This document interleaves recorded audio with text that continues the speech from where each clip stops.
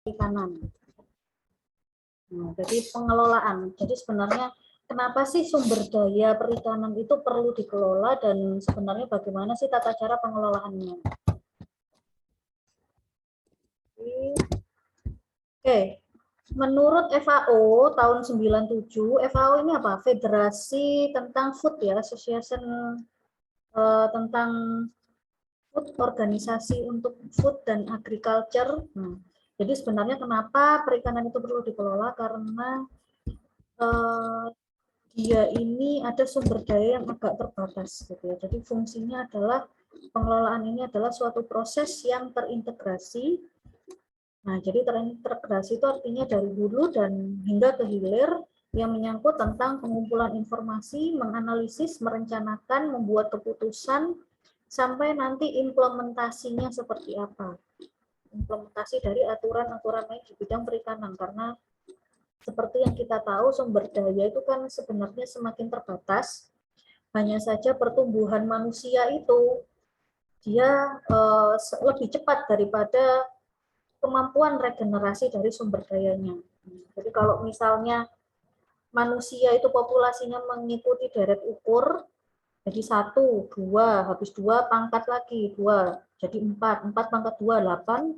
Nah, kalau misalnya kebutuhan dari sumber dayanya sendiri itu mengikuti deret hitung, jadi 1, 2, 3, 4, 5.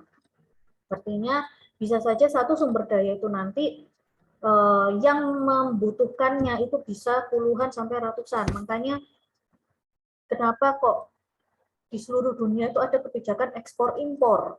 Karena ada yang surplus di satu negara, maka itu yang akan diberikan ke negara yang lain. Yang impor berarti dia kekurangan. Nah, jadi seperti Indonesia. Indonesia impor garam. Kenapa impor garam? Karena kekurangan garam yang berkualitas. Jadi garam yang berkualitas bagaimana, Bu? Standarnya di atas 90% kemurniannya. Nah, jadi kadar garam yang ada di Madura itu hanya mencapai 70 sampai 80 saja. Itu makanya untuk kebutuhan garam Indonesia harus impor. Padahal sumber daya lautnya luas iya, tapi harus impor karena itu tadi. Jadi makanya kok ada ekspor impor karena ada yang surplus di satu negara, ada yang kekurangan di negara yang lain. Itulah pentingnya kenapa harus pengelolaan perikanan. Di dalam suatu pengelolaan perikanan yang dibutuhkan adalah yang pertama, bukti-bukti ilmiah terbaik yang digunakan untuk menganalisis dan merencanakan. Jadi kenapa pengelolaan perikanan saat ini itu dilakukan secara terus-menerus setiap tahun, bahkan data statistik perikanan itu kan selalu diperbarui juga ya, setiap tahun itu karena untuk mengumpulkan bukti ilmiah. Jadi teman-teman ini sekarang kuliah, nanti melakukan suatu PKL, melakukan skripsi, nah itu juga dalam rangka untuk mengumpulkan bukti-bukti ilmiah juga. Jadi bukti-bukti ilmiah ini nanti bisa kita sampaikan, nah kita sampaikannya di mana? Ini, melalui proses diskusi kepada stakeholder. Jadi sebenarnya teman-teman ini merupakan salah satu agen juga di dalam pengelolaan perikanan. Terutama teman-teman yang sudah punya sudah punya kesadaran untuk mengembangkan lokasi potensi yang ada di daerahnya. Nah, atau misalnya yang memang penduduk asli di situ, misalkan Kak Ros kan asli di Paciran, kemudian Mas Rudi asli di Bawean. Nah, ini kalau teman-teman mengambil PKL maupun skripsi dari lokasinya jenengan sendiri, gitu ya, misalkan, nah itu akan lebih berpotensi gitu ya. Jadi misalkan kalian sudah mengambil data PKL, data skripsi di Paciran maupun di Bawean misalkan, kemudian kalian lulus, nah kemudian temuan apa nih yang kalian punya? Kalian sampaikan ke dinas terkait. Nah itu akan lebih cepat untuk dijalankan programnya. Karena apa? Kalian warga di situ sendiri gitu. Kalian yang tahu dari kecil itu bagaimana adanya perubahan lingkungan misalkan, atau mungkin kebijakan mana sih yang sekiranya itu lebih bisa untuk dirubah atau diperbaiki. Nah, itu. Jadi ini adalah pentingnya pengelolaan perikanan secara umum. Kemudian setelah kalian mengumpulkan bukti ilmiah, dilakukan proses diskusi dengan berbagai stakeholder, baru ditetapkan. Gitu. Jadi biasanya kalau DPR itu ya, anggota dewan, itu biasanya tuh mereka membuat rencana 1 tahunan, rencana 2 tahunan, rencana 5 tahunan. Nah, ini biasanya dilibatkan adalah para pemangku kebijakan, bisa dari kalangan akademisi, bisa juga dari swasta gitu ya. Itu untuk mengetahui kira-kira kebijakan atau aturan perundang-undangan yang harus dibuat itu seperti apa. Begitu. Nah, ini yang menjadi cikal bakal dari semua kegiatan ya, termasuk kegiatan industri perikanan dari skala kecil sampai skala besar. Nah, itu biasanya kan ada peraturan perundang-undangan ini. Jadi tujuan dan strategi pengelolaan melalui pembuatan keputusan. Gitu. Jadi pembuatan kebijakan, yang membuat kebijakan siapa? Berarti pemerintah. Nah, baru kemudian di dalam kebijakan ini juga ditentukan bagaimana alokasi sumber daya serta implementasinya. Aturan mainnya seperti apa. Nah, jadi kenapa sih harus dikelola sumber daya perikanan? Yang pertama adalah karena meningkatnya eksploitasi terhadap berbagai stok ikan, seperti yang tadi saya sampaikan, jadi mengikuti pertumbuhan deret hitung, manusianya mengikuti pertumbuhan deret ukur. Kemudian juga meningkatnya kesadaran dari masyarakat untuk membudidayakan, untuk melakukan pemanenan itu tidak langsung banyak gitu ya. Jadi supaya apa? Supaya stok tahun berikutnya itu selalu ada. Nah, jadi ini. Kalau di Paciran bagaimana Mbak Ros? Apakah ada kesadaran seperti ini Mbak Ros? Kesadaran dalam hal itu, Bu. Lingkungan tadi. Atau masih ya memang masih menggunakan alat tangkap yang tidak ramah itu ya? Iya, Bu. Berarti dari government-nya, dari pemerintah setempatnya gimana, Mbak? Untuk yang kapal-kapal besar itu kan memang menggunakan apa alat tangkap yang tidak ramah lingkungan, Bu. Tapi yang kapal yang kecil-kecil yang biasa harian itu kan masih apa ngambilnya kan di dekat-dekat sini jadi ramah lingkungan, Bu. Nah, itu yang kapal-kapal besar berarti Tapi tidak diatur sama pemerintah. Itu bagaimana, Mbak? sudah, Bu, dulu tahun 2016 atau 2017 itu apa Bu Susi pernah terjun langsung ke apa daerah Brondong itu untuk mengatasi yaitu tadi apa nilai troll. Nah, itu kan ingin dimusnahkan, Bu. Tetapi apa masyarakat Brondong Belimbing itu kan istilahnya tidak mau ya tidak mau diatur begitu loh, Bu. Jadi pemerintah juga tidak memberikan solusinya bagaimana istilahnya biasanya saya dapat ikan 2 ton. Saya ganti jaring, saya juga harus dapat ikan 2 ton. Seperti itu, Bu. Oke. Untuk apa masalahnya jaring kan yang troll mau dimusnahkan, tetapi dari pemerintah sendiri tidak memberikan solusi. Enaknya pakai jaring apa gitu, Bu. Akhirnya sampai Masyarakatnya juga egois. Tuh. Nah, itu ya. Jadi kalau permasalahan di Brondong itu ada aspek sosial ya, ada aspek sosial, ada aspek ekonomi ya, dan kurang mempertimbangkan aspek biologi mungkin ya, begitu ya Mbak ya? Ya, Iya, Bu. jadi kebijakannya ini ada, tapi kan karena kebutuhan apa namanya nelayan di sana itu kan juga tinggi ya untuk menghidupi keluarganya. Nah, Ya, jadi itu. ya betul. Ya Mbak, terima kasih. Jadi memang kalau kapal-kapal besar, jadi saya itu pas kemarin itu ke Madura, itu loh ini kapal-kapalnya banyak dari mana? Oh ini malah bukan dari Madura sendiri katanya gitu. Karena orang apa namanya biasanya orang Surabaya, Gresik, Lamongan katanya ini yang berlayar ke sini dari sana semua. Makanya saya sampai heran. Padahal Lamongan, Tuban itu masih subur ya, masih ada terumbu karangnya, masih ada lamunnya. Itu kan indikator perairan bagus. Tapi ternyata ikannya para nelayan itu kurang. Berarti kan permasalahannya adalah di stok ikan. Nah, berarti stok ikan yang ada di Lamongan, Tuban, dan sekitarnya itu masih belum beregenerasi. Nah, jadi ini nanti untuk kebijakan pengelolaan, biasanya yang paling kena itu adalah di usaha industri kecil memang ya, karena kan kebutuhan ya. Jadi kebutuhan ikan, jenis ikan tertentu, kemudian tidak ada. Begitu ya Mbak Ros ya? Nggih, Bu. Jadi permasalahan permasalahan ini memang kompleks ya, karena kebutuhannya itu memang tinggi. Kalau tidak seperti itu misalnya, kalau nelayan misalkan ya ditawari pekerjaan lain juga kesulitan karena mereka mayoritas ya bekerjanya di situ. Nah, jadi ini, oke, berarti ada lokasi yang memang meningkat kesadaran dan kepedulian bersama.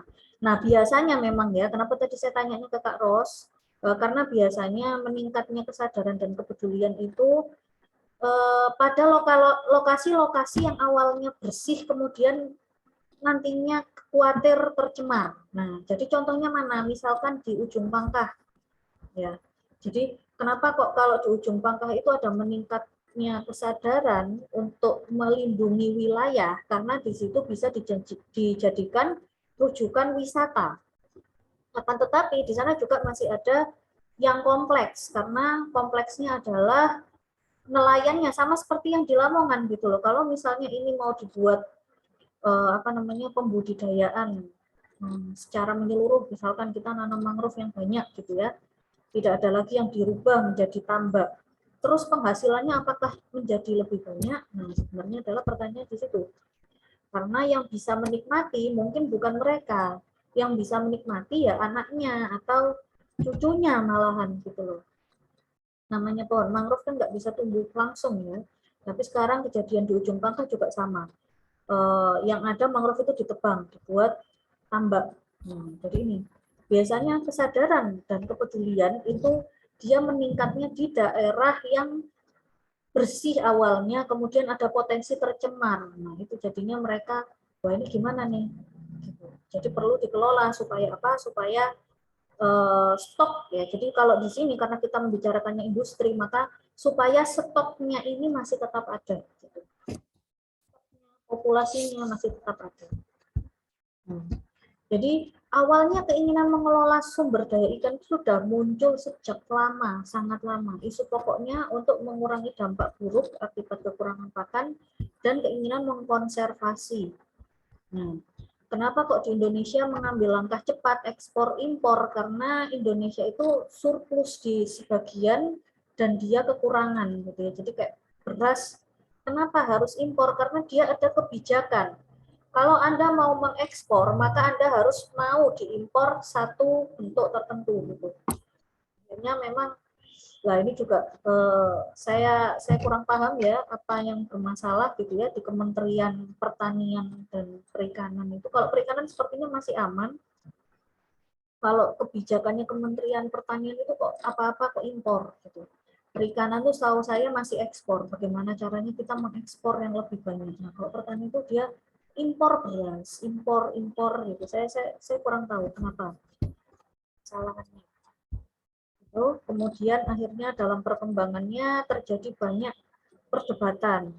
Pertengahan abad 19, berarti sekitar 1950-an, itu banyak orang yang merasa belum perlu memanfaatkan sumber daya ikan karena masih banyak populasi ikan, menganggapnya seperti itu. Populasi ikannya masih banyak, kalaupun menurun, itu bukan karena stok ikannya sedikit, tapi ada faktor yang lain, seperti migrasi, predator, dan faktor abiotik. Gitu. Jadi karena ada ikan-ikan yang bermigrasi, terus dia nggak mau berpindah, gitu ya, makanya ikannya nggak ada. Ikan migrasi itu seperti apa? Contohnya ikan lemuru. Ikan lemuru itu jalur migrasinya sampai ke Korea. Sampai ke Korea tapi kembalinya ke Indonesia. Jadi hanya yang dilewati itu saja ada lemuru. kalian akan kesulitan mencari lemuru di daerah Amerika, Eropa itu susah. Gitu.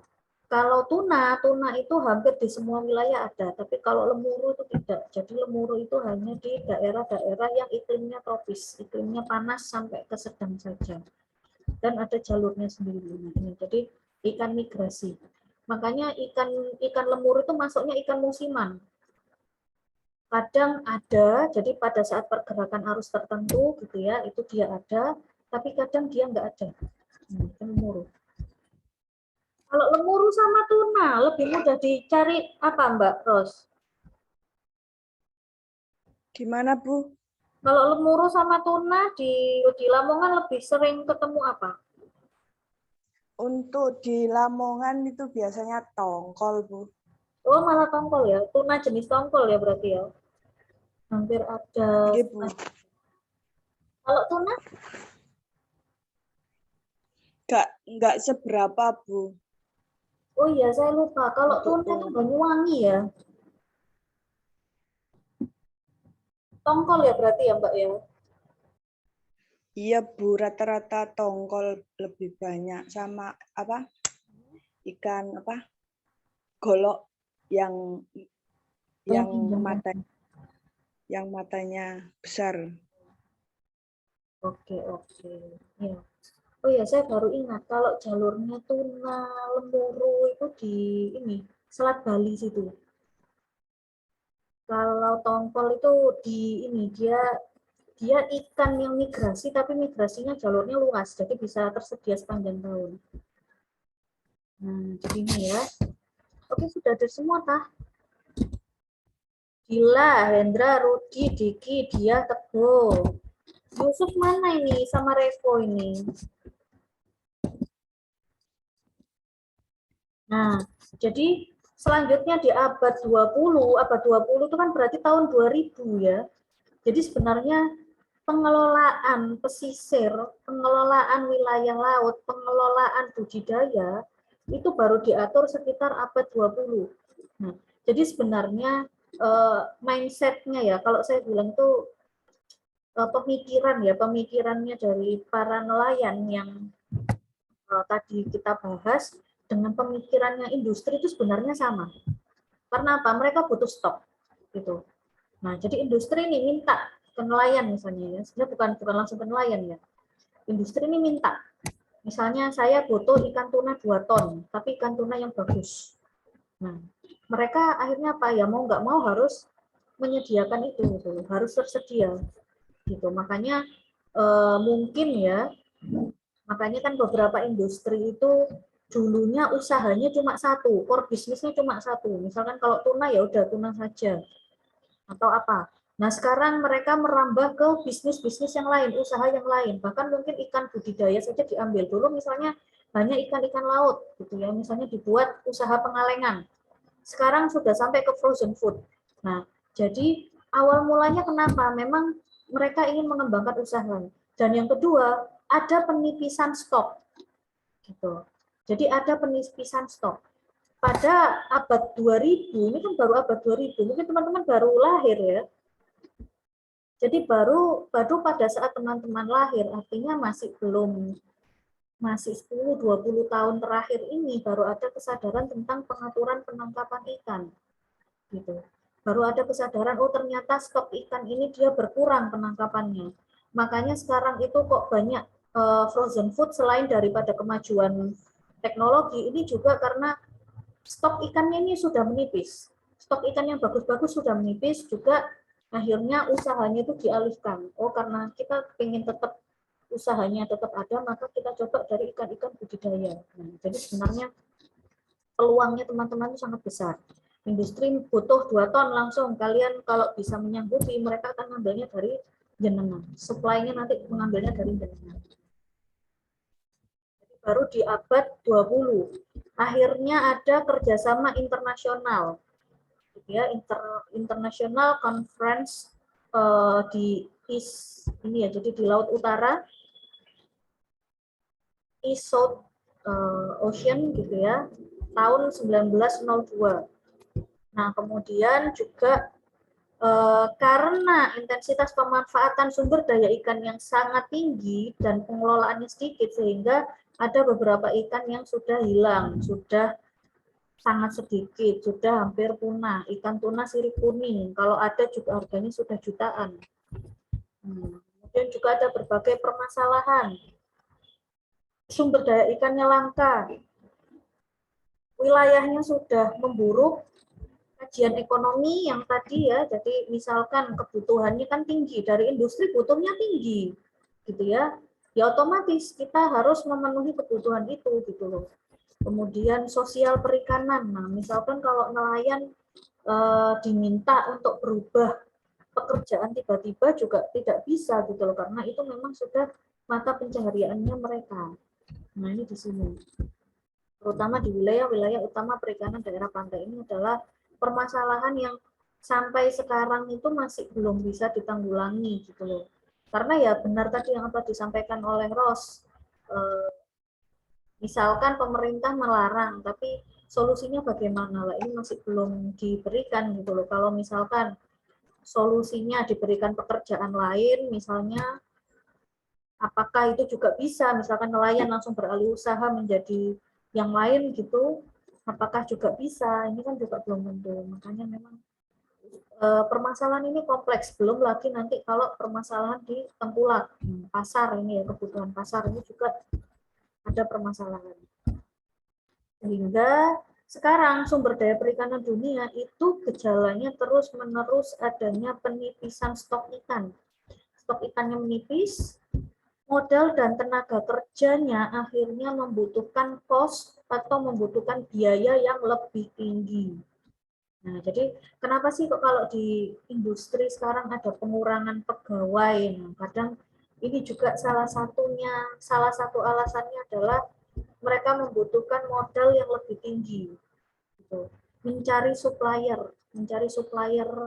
ikan yang nanti bagus, misalkan biasa beli di Gresik misalkan ya, tapi ternyata dia tidak memenuhi standar keamanan pangan, akhirnya harus ngambil di lokasi yang jauh untuk kebutuhan stok ikannya.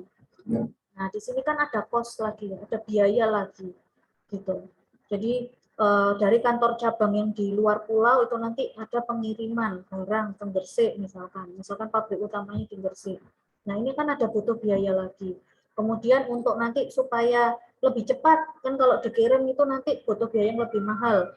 Akhirnya pabrik yang di luar itu nanti dibuat untuk produksi. Nah, jadi ini ada biaya-biaya tambahan dikarenakan apa? Karena penipisan stok ikan gitu loh. Mau tidak mau ini adalah sumber daya yang paling utama, bahan utama terutama dari produk-produk perikanan.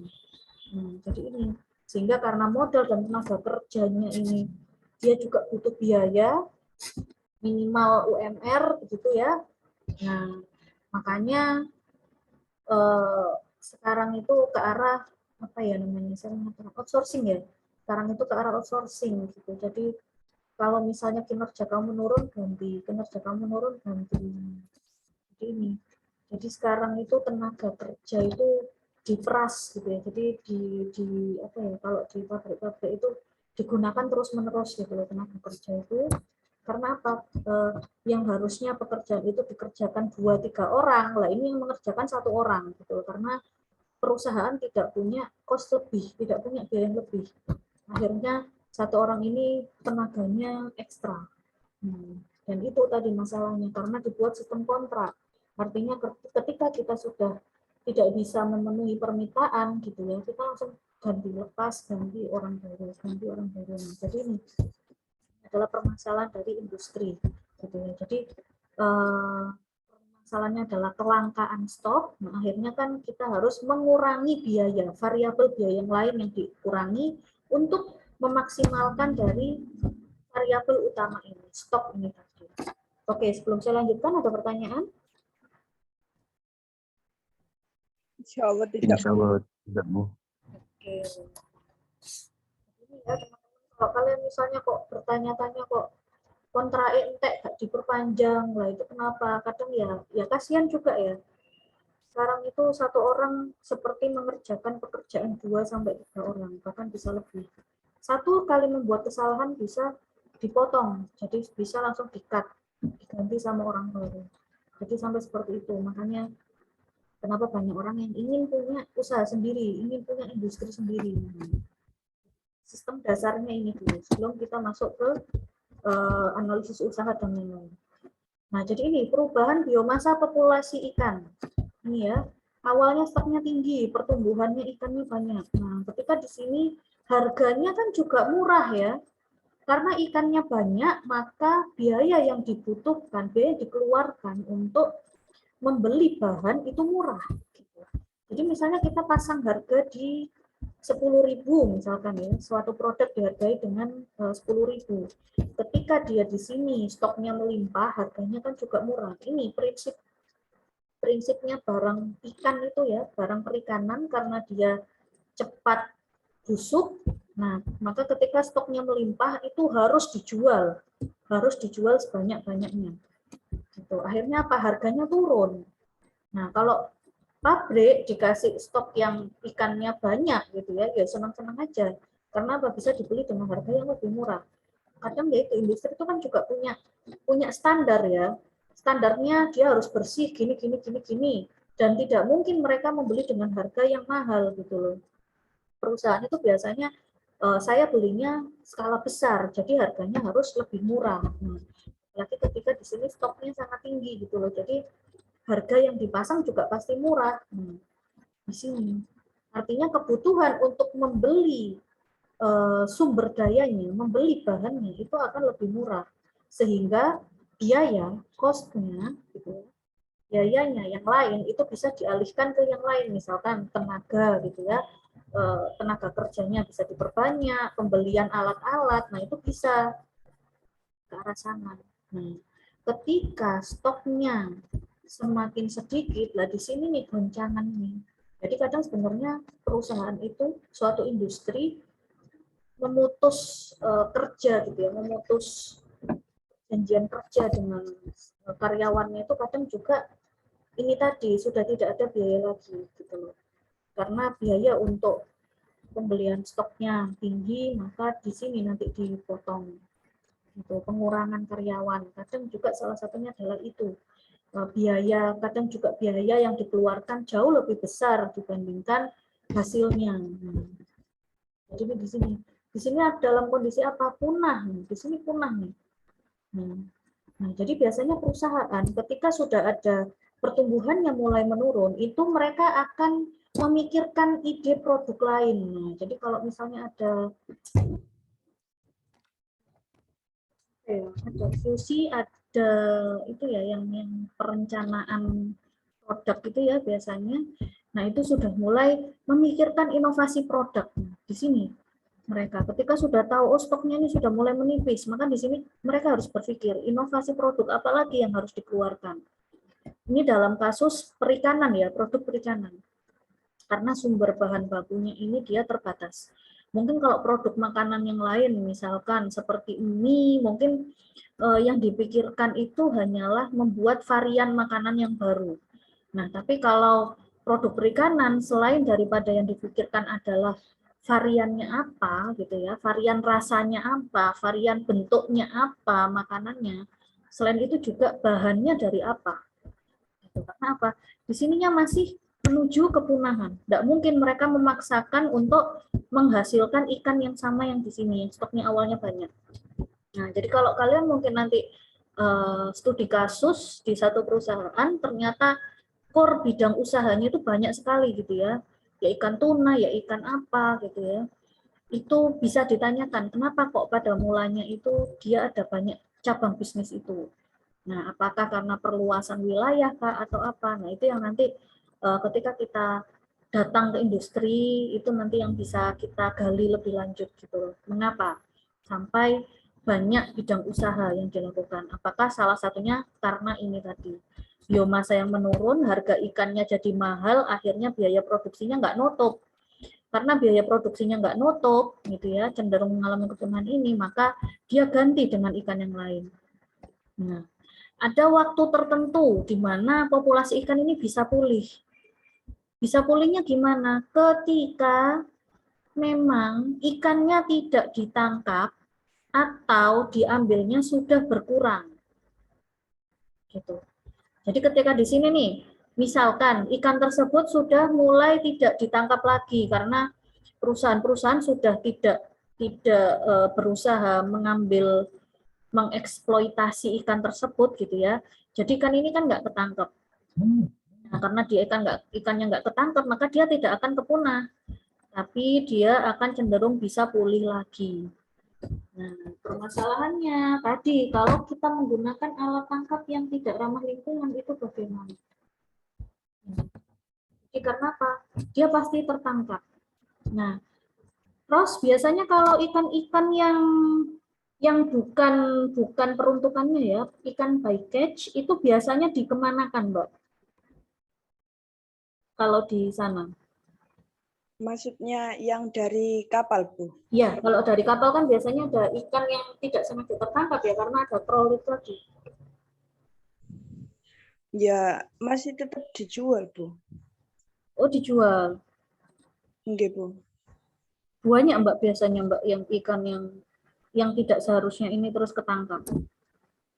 Banyak, Bu. Kalau Kan Bu, dijual semua.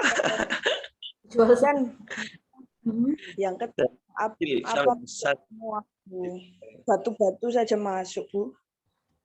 Oh gitu. Ya, Mas Alis gimana Mas Alis tadi?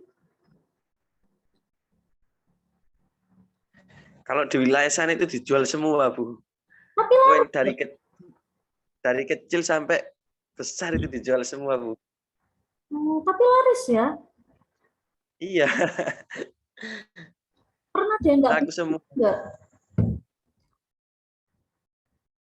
Pernah ada ikan jenis tertentu yang dia itu enggak ada orang yang mau beli gitu. Nggak ada, Bu. Pasti semua kebeli, soalnya kalau nggak kejual di pasar ya dibikin sendiri atau dibikin olahan sendiri gitu, Bu. Oke, berarti itu ada seperti itu. Ikan sunduk Oh, iya. yang panjang itu, Bu, ikan kacangan itu kan biasanya kalau dijual itu kan murah, Bu. Jadi diolah sama masyarakat sekitar jadi crispy sunduk itu sampai keluar kota, Bu, jualnya. Oke. Tapi berarti ada kemungkinan punah ya Mbak ya ikan itu ya, kecuali tapi biasanya kalau penangkapan apakah di lokasi yang sama biasanya? Atau ada Tidak, area? Bu. Selalu Tidak, Bu. berbeda? Biasanya itu orang Brondong itu ke Bawean, Bu, menggunakan troli itu, Bu. Nah, terus di Bawean itu tidak diperbolehkan menggunakan jaring troll, Bu. Terus, Diburu. Kemarin juga sempat ketangkep, Bu, orang Brondong sama orang Bawean, Bu. Di perairan Bawean. Bawean. Iya, Bu, ada kemarin. Baru kemarin 1 minggu yang lalu, Bu. nah itu tadi ya, jadi ya Soalnya nakal-nakal, Bu, orangnya, Bu. ya itu tadi ya, jadi ada satu area yang karena dia sudah over eksploitasi ya. Berarti kan di Brondong itu kan cenderung over eksploitasi ya. Tuban, Lamongan itu sudah over eksploitasi, sudah cenderung ke sini ya. Jadi ada pun ikan ya ikan sedikit-sedikit gitu, ikan yang kecil-kecil yang penghasilannya juga akhirnya nggak seberapa. Nah, dan akhirnya apa? Sulit untuk pulih gitu loh. Di Tuban dan di Lamongan itu sulit untuk pulih. Kecuali kalau memang pengambilannya itu tadi ya. Mungkin salah satu caranya adalah ikan perahu yang kecil-kecil tidak menangkap menggunakan alat tangkap berbahaya. Jadi ketika mereka tidak menangkap menggunakan alat tangkap yang berbahaya itu tadi, maka si ikan ini kan awalnya sudah mau punah. Nah, ini baru ada regenerasi. Nah, ini juga bisa Mbak Ros, misalnya Mbak Ros nanti penelitian PKL atau skripsi. Mbak cari ikan yang dulunya itu ada di Lamongan. Gitu. Dulunya ada di Lamongan, tapi sekarang nggak ada. Nah, kita carinya apa? Mbak cari dinamika populasi stok ikan. Jadi Mbak ikut nelayan, nyari ikan itu, diukur setiap hari. Jadi diukur misalnya atau seminggu sekali lah ikan-ikan yang ketangkap itu diukuri panjangnya berapa. Nanti dibuat model. Nah, dibuat modelnya tuh gimana? Kira-kira ikan ini akan regenerasi lagi di bulan keberapa atau di tahun keberapa.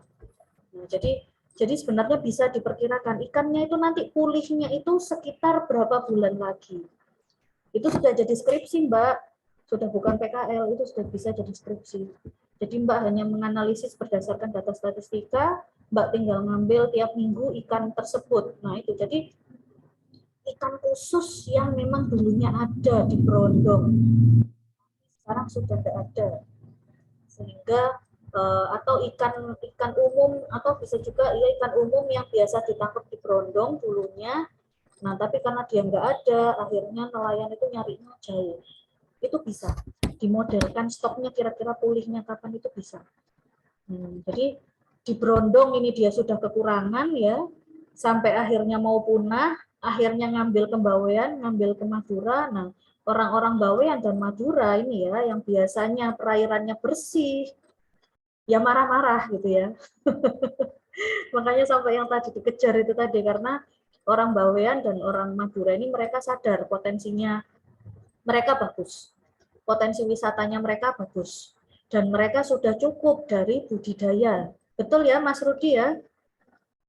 Dari budidaya sudah cukup ya di sana ya orang Bawean ya? Itu Bu, soalnya kemarin itu orang Brondong itu kan pakai terus itu sampai ke dasar. Nah itu bisa merusak itu Bu, terumbu karang. Ya terumbu karang di bawahnya itu masih dijaga sama orang Bawean gitu Bu, ngerusak ke terumbu karangnya gitu Bu. Di sana mayoritas penduduknya apa mata pencahariannya? Nelayan Bu. Oh, nelayan juga. Iya Bu. Berarti nelayannya bagus ya, karena mereka nggak mau merusak terumbu karang ya. Iya Bu. Tapi penghasilannya tinggi tadi sana itu. Penghasilannya ya segitu Bu, cukup juga Bu. Nah, ini juga bisa mau misalnya teman-teman mau jadi kajian PKL. Nah, tadi ya saya sudah sampaikan satu ide ke Mbak Ros.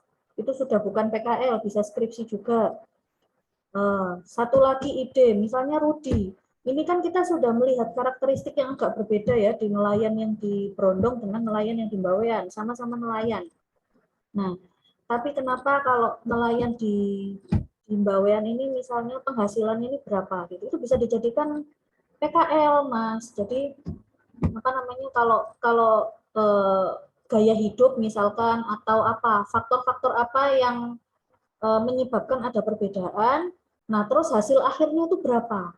Misalkan ternyata penghasilannya orang Bawean dan orang Brondong itu sebenarnya sama. Nah, berarti kan sebenarnya itu bisa jadi edukasi. Nanti Mbak Ros bisa melakukan edukasi. Edukasinya apa? Ternyata ketika kita menjaga wilayah, itu penghasilannya sebenarnya sama. Gitu loh. Ibaratnya kalau ada biaya yang dikeluarkan untuk kita bawa kapal sampai ke lokasi lain gitu ya, itu kan ada biaya bensin, biaya tenaga kerja, biaya waktu gitu ya, karena apa perairannya kan rusak. Ternyata biayanya sama di Bawean itu malah nggak perlu, misalkan nggak perlu pakai kapal besar kok, nggak perlu pakai trol kok, ternyata penghasilannya sama. Nah, ini nanti mungkin bisa memberikan kesadaran bagi warga. Gitu. Itu juga bisa dijadikan studi kasus. Ya, Mbak Ros, Mas Rudi,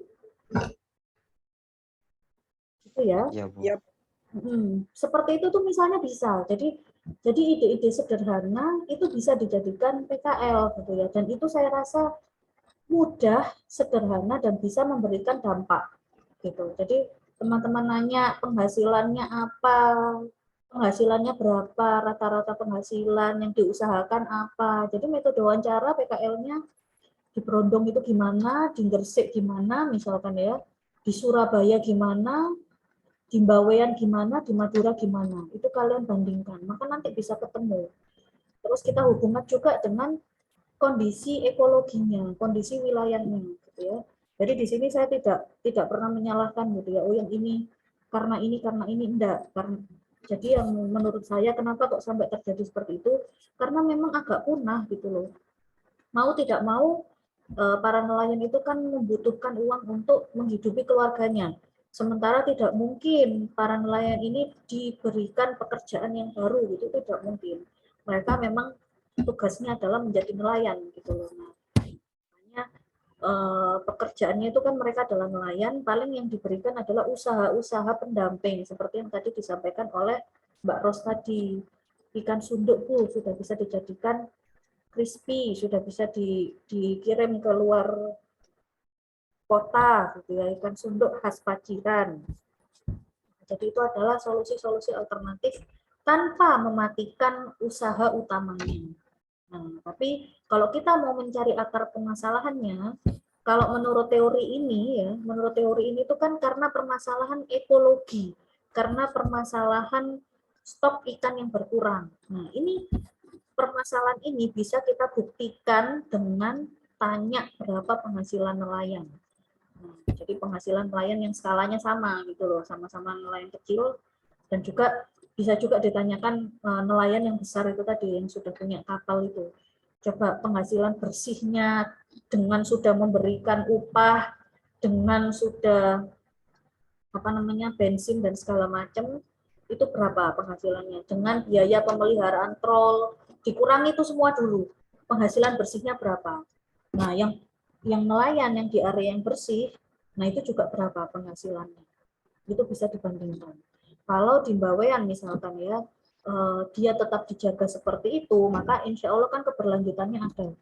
Gitu. Tapi kalau misalnya Bawean itu juga serba salah, posisi lautnya itu kan dia arusnya itu kan berganti-ganti terus ya. Tiap musim pergerakan arah angin itu kan juga berganti-ganti. Jadi kadang kena pengaruh dari arah ini ya Kalimantan di Laut Jawa, di situ dia kena pengaruh. Nah, kalau dari situ mungkin tidak terlalu tinggi ya, karena Kalimantan sih sampai sekarang ini masih agak bagus. Nah, tapi kalau sudah kena pengaruh dari selatan, dari Australia, berarti kan dari Jawa Timur dulu. Kalau misalnya pengelolaan di Gresik bagus, pabrik-pabriknya, maka perairan Baweannya masih bersih. Tapi kalau agak buruk gitu ya pengelolaannya, sekarang bagus, tapi lama-kelamaan bisa buruk juga. Gitu. Itu makanya perlunya pengelolaan wilayah secara terpadu. Jadi ini sebelum kita membicarakan kebutuhan stok industri gitu ya, sebelum misalnya kalian nanti sudah bekerja sebagai apa namanya penyedia stok kan itu juga ada ya bagiannya khusus itu untuk mencari stok-stok ikan. Nah kalian harus tahu dulu sebenarnya permasalahannya itu kenapa. Jadi untuk fase perkembangan perikanan sebenarnya itu adalah di industri itu juga sama ya. Jadi awalnya adalah mengidentifikasi dulu sumber daya yang ada apa. Nah biasanya di sini R&D, ya, R&D, Research and Development. Nah, biasanya R&D itu sebelum menentukan, oh kita mau mengeluarkan satu produk baru, kita identifikasi dulu sumber dayanya itu bagaimana. Terus rasanya gimana kalau kita buat ini, enak apa enggak, itu biasanya R&D. Gitu. Jadi sebelum mereka melaunching suatu produk, mereka harus memastikan produknya ini tersedia sepanjang tahun, karena nanti produknya sudah launching, ternyata ada kelangkaan sumber daya. Nah ini kan akhirnya mempengaruhi juga ke biaya-biaya variabel, juga bisa aja produknya terhenti. Nah ini di sini identifikasi sumber daya. Kemudian kalau di produk perikanan sudah ada eksploitasi, awalnya dieksploitasi dulu kan, karena sudah tahu nih, oh rasanya ikan tuna enak, ikan tuna bisa dibuat kaleng, bisa dibuat tuna seger dan lain-lain, dia kualitasnya ekspor. Nah jadi pemerintah itu kan menggerakkan ada ekspor tuna gitu ya. Nah akhirnya dieksploitasilah ini ikan tuna. Kemudian ada eksploitasi penuh sumber daya. Nah kalau tuna sekarang ke arah mana? Terus terang sudah ke arah overeksploitasi, tapi masih tersedia. Gitu. Tapi kalau jumlahnya gimana dibandingkan yang dulu sudah mulai berkurang. Karena apa? Dia sudah dieksploitasi terus-menerus. Jadi kalau misalnya fase budidaya. Nah, jadi tuna itu sudah mulai gini, sudah mulai ke arah turun. Bu, apakah dia pasti turun, Bu? Apakah bisa nggak dia naik lagi? Bisa sih, bisa saja. Nah, ini buat kurva kayak gini ini kan perlu data perikanan. Kenapa kok teman-teman misalnya seperti Mbak Ros, PKL Kemberondong, tujuannya apa? Misalkan gitu ya, itu salah satunya adalah untuk mempelajari statistik perikanan ini, Mbak. Jadi bisa Mbak olah, kira-kira stok tuna nih, tiap tahunnya gimana? Ada peningkatan atau ada penurunan? Nah, sebenarnya dia apakah mengikuti kurva yang seperti ini, yang ketika overeksploitasi dia menurun, atau sebenarnya tuna itu dia turun dikit tapi naik lagi, terus naik lagi. Nah, ini gini. Biasanya ke arah sana. Kalau yang PKL-nya itu ke perusahaan, bukan perusahaan. PKL-nya itu ke pemerintah. Jadi yang dipelajari adalah data-data perikanan, data statistik, paling tambahannya ya bagaimana kebijakan-kebijakan di bidang pengelolaan. Nah, itu biasanya gitu. Makanya kalau kalian PKL-nya ke government, ke pemerintah, itu nanti kalian akan banyak ketemu data. Ke arah mana kalau PKL di sana? Kalian bisa merumuskan kebijakan. Arahnya ke sana.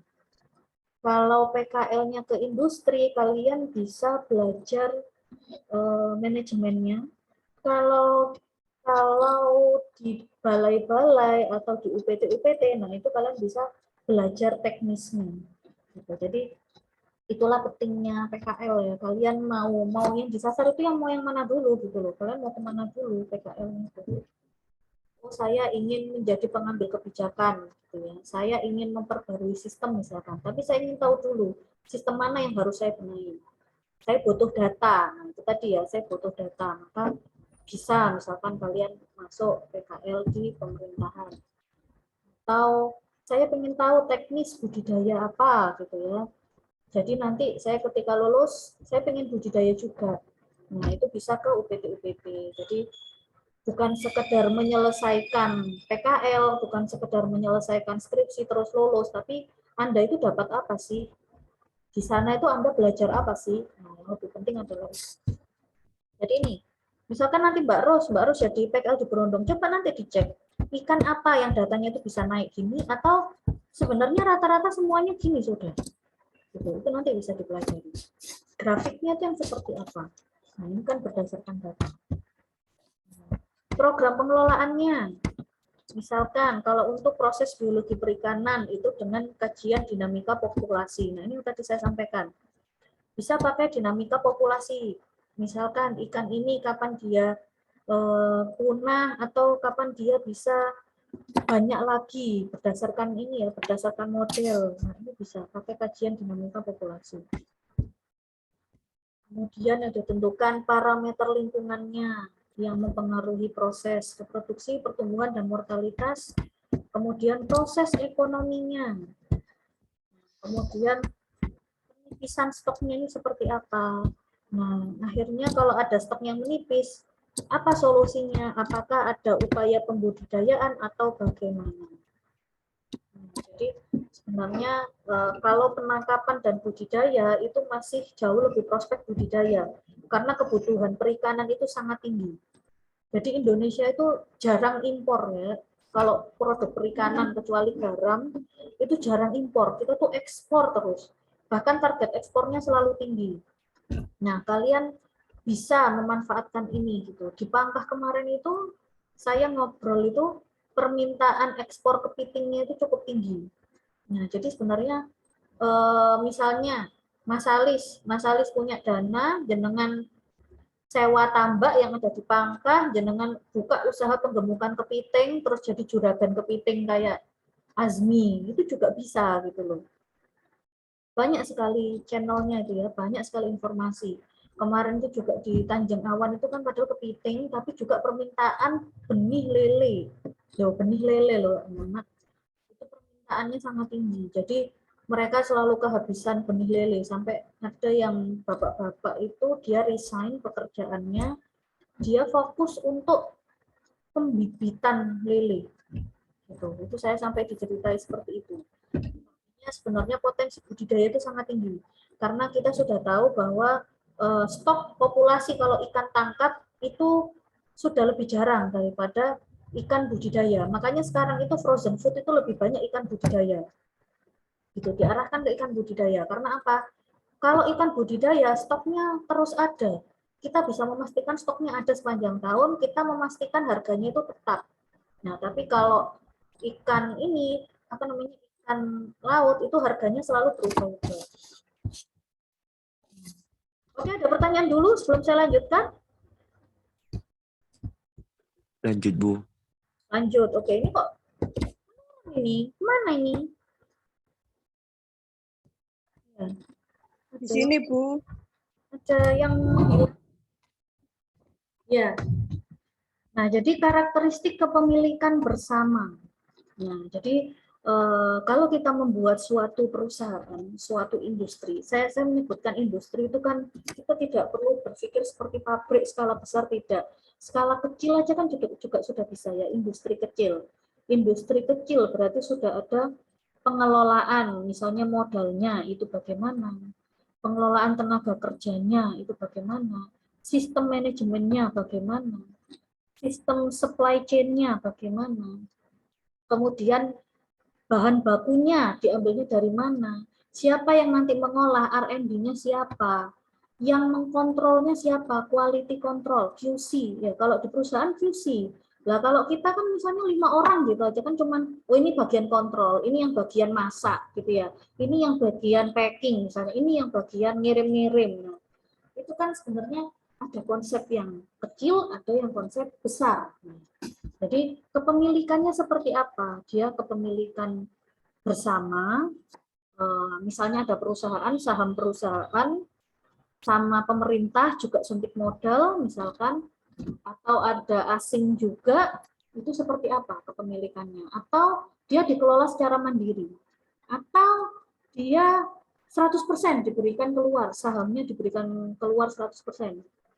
Kalau saya beri contoh itu Alfamart ya, misalnya saya masih belum tahu kalau produk perikanan masih belum ini ya. Tapi ada yang dia sudah 50-50, HTI itu dia aneka tuna itu 50-50.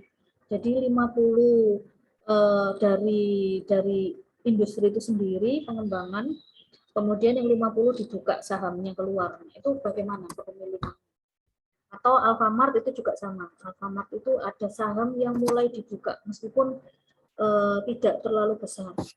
Nah, saham yang paling besar kalau yang dibuka apa? Seperti Sampurna. Dia kalau tidak salah itu 70-30 gitu. Jadi 70%-nya dilempar ke saham gitu. Modalnya. Jadi kalau saham kita bilang berbicara tentang saham itu adalah permodalan. Berarti kan kalau kita menanam modal di situ, kita dapat untung enggak? Nah, investasi. Misalkan kalian mau bikin usaha bersama. Nah, ini modalnya dari mana? Pertama. Terus nanti pembagian keuntungannya seperti apa? Nah, kalau misalnya kenapa kok ada sistem syariah dan non syariah? Kalau syariah itu keuntungannya nggak ada persentase. Jadi yang penting sudah, oh untungnya 20.000, misalnya sampean 30%, saya 70% atau 50-50, sampean 50, saya 50, ya udah. 20.000 dibagi 2, 10.000, 10.000. Sudah gitu saja. Tapi kenapa ada yang sistem konvensional, kalau yang tidak syariah itu dia persentasenya adalah persentase dari modal. Gitu. Jadi kalau yang syariah persentasenya adalah diambil dari keuntungan, misalkan keuntungannya berapapun keuntungannya, itu saya dapatnya 50% dari keuntungan, misalkan begitu. Tapi kalau modal dari bank konvensional itu kan dia persentasenya adalah dari modalnya. Jadi kalau nanam modalnya misalnya 10 juta, saya dapat 1% dari 10 juta itu tadi. Nah, jadi nggak melihat apakah usahanya lagi berat atau enggak, itu tidak melihat di situ. Paling hanya dibantu supaya usahanya dia lebih baik. Ini adalah karakteristik kepemilikan bersama. Begitu. Jadi bagaimana nanti pembagian modalnya, pembagian keuntungan, perjanjiannya seperti apa. Jadi biasanya kepemilikan bersama itu dilakukan karena kesulitan mencari secara eksklusif, gitu ya. Dan muncul permasalahan pembagian manfaat. Nah, ini yang biasanya menjadi permasalahan. kalau dikelola secara bersama, sehingga ada kebijakan pengelolaan. Yang pertama adalah open access. Open access ini yang saham. Nah, ini yang saham. Jadi dia dilempar 100% kepada umum, modalnya diambil 100% dari umum, kemudian ya sudah, dia berusaha, perusahaannya itu bekerja, nah keuntungannya berapa dikembalikan lagi, bisa dalam bentuk dividen, pembagian dividen, atau dia modalnya tidak dikembalikan tapi harga sahamnya itu meningkat. Ini biasanya yang open access. Nah, yang kedua adalah group of property. Lah ini biasanya adalah sekumpulan dari pemilik perusahaan seperti Gosari itu ya. Iya, teman-teman tahu Gosari kan ya, yang di mana itu? Sidayu ya kalau nggak salah ya, Gosari itu ya. Di Di mana? Mas, Mbak.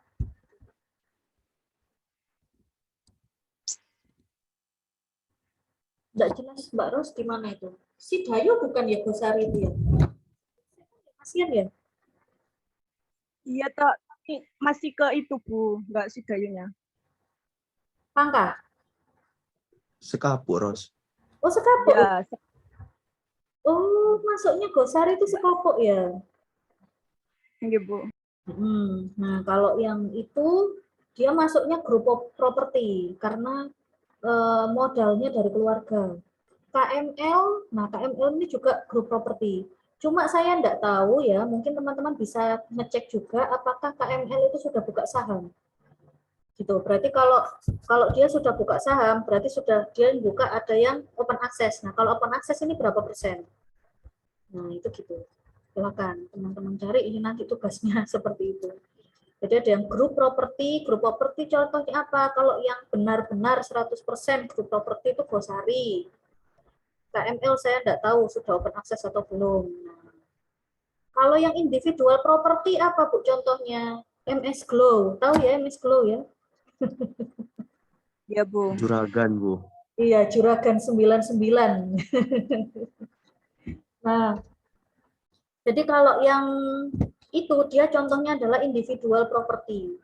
Gitu. Jadi sahamnya individu dan tidak dibuka saham untuk umum.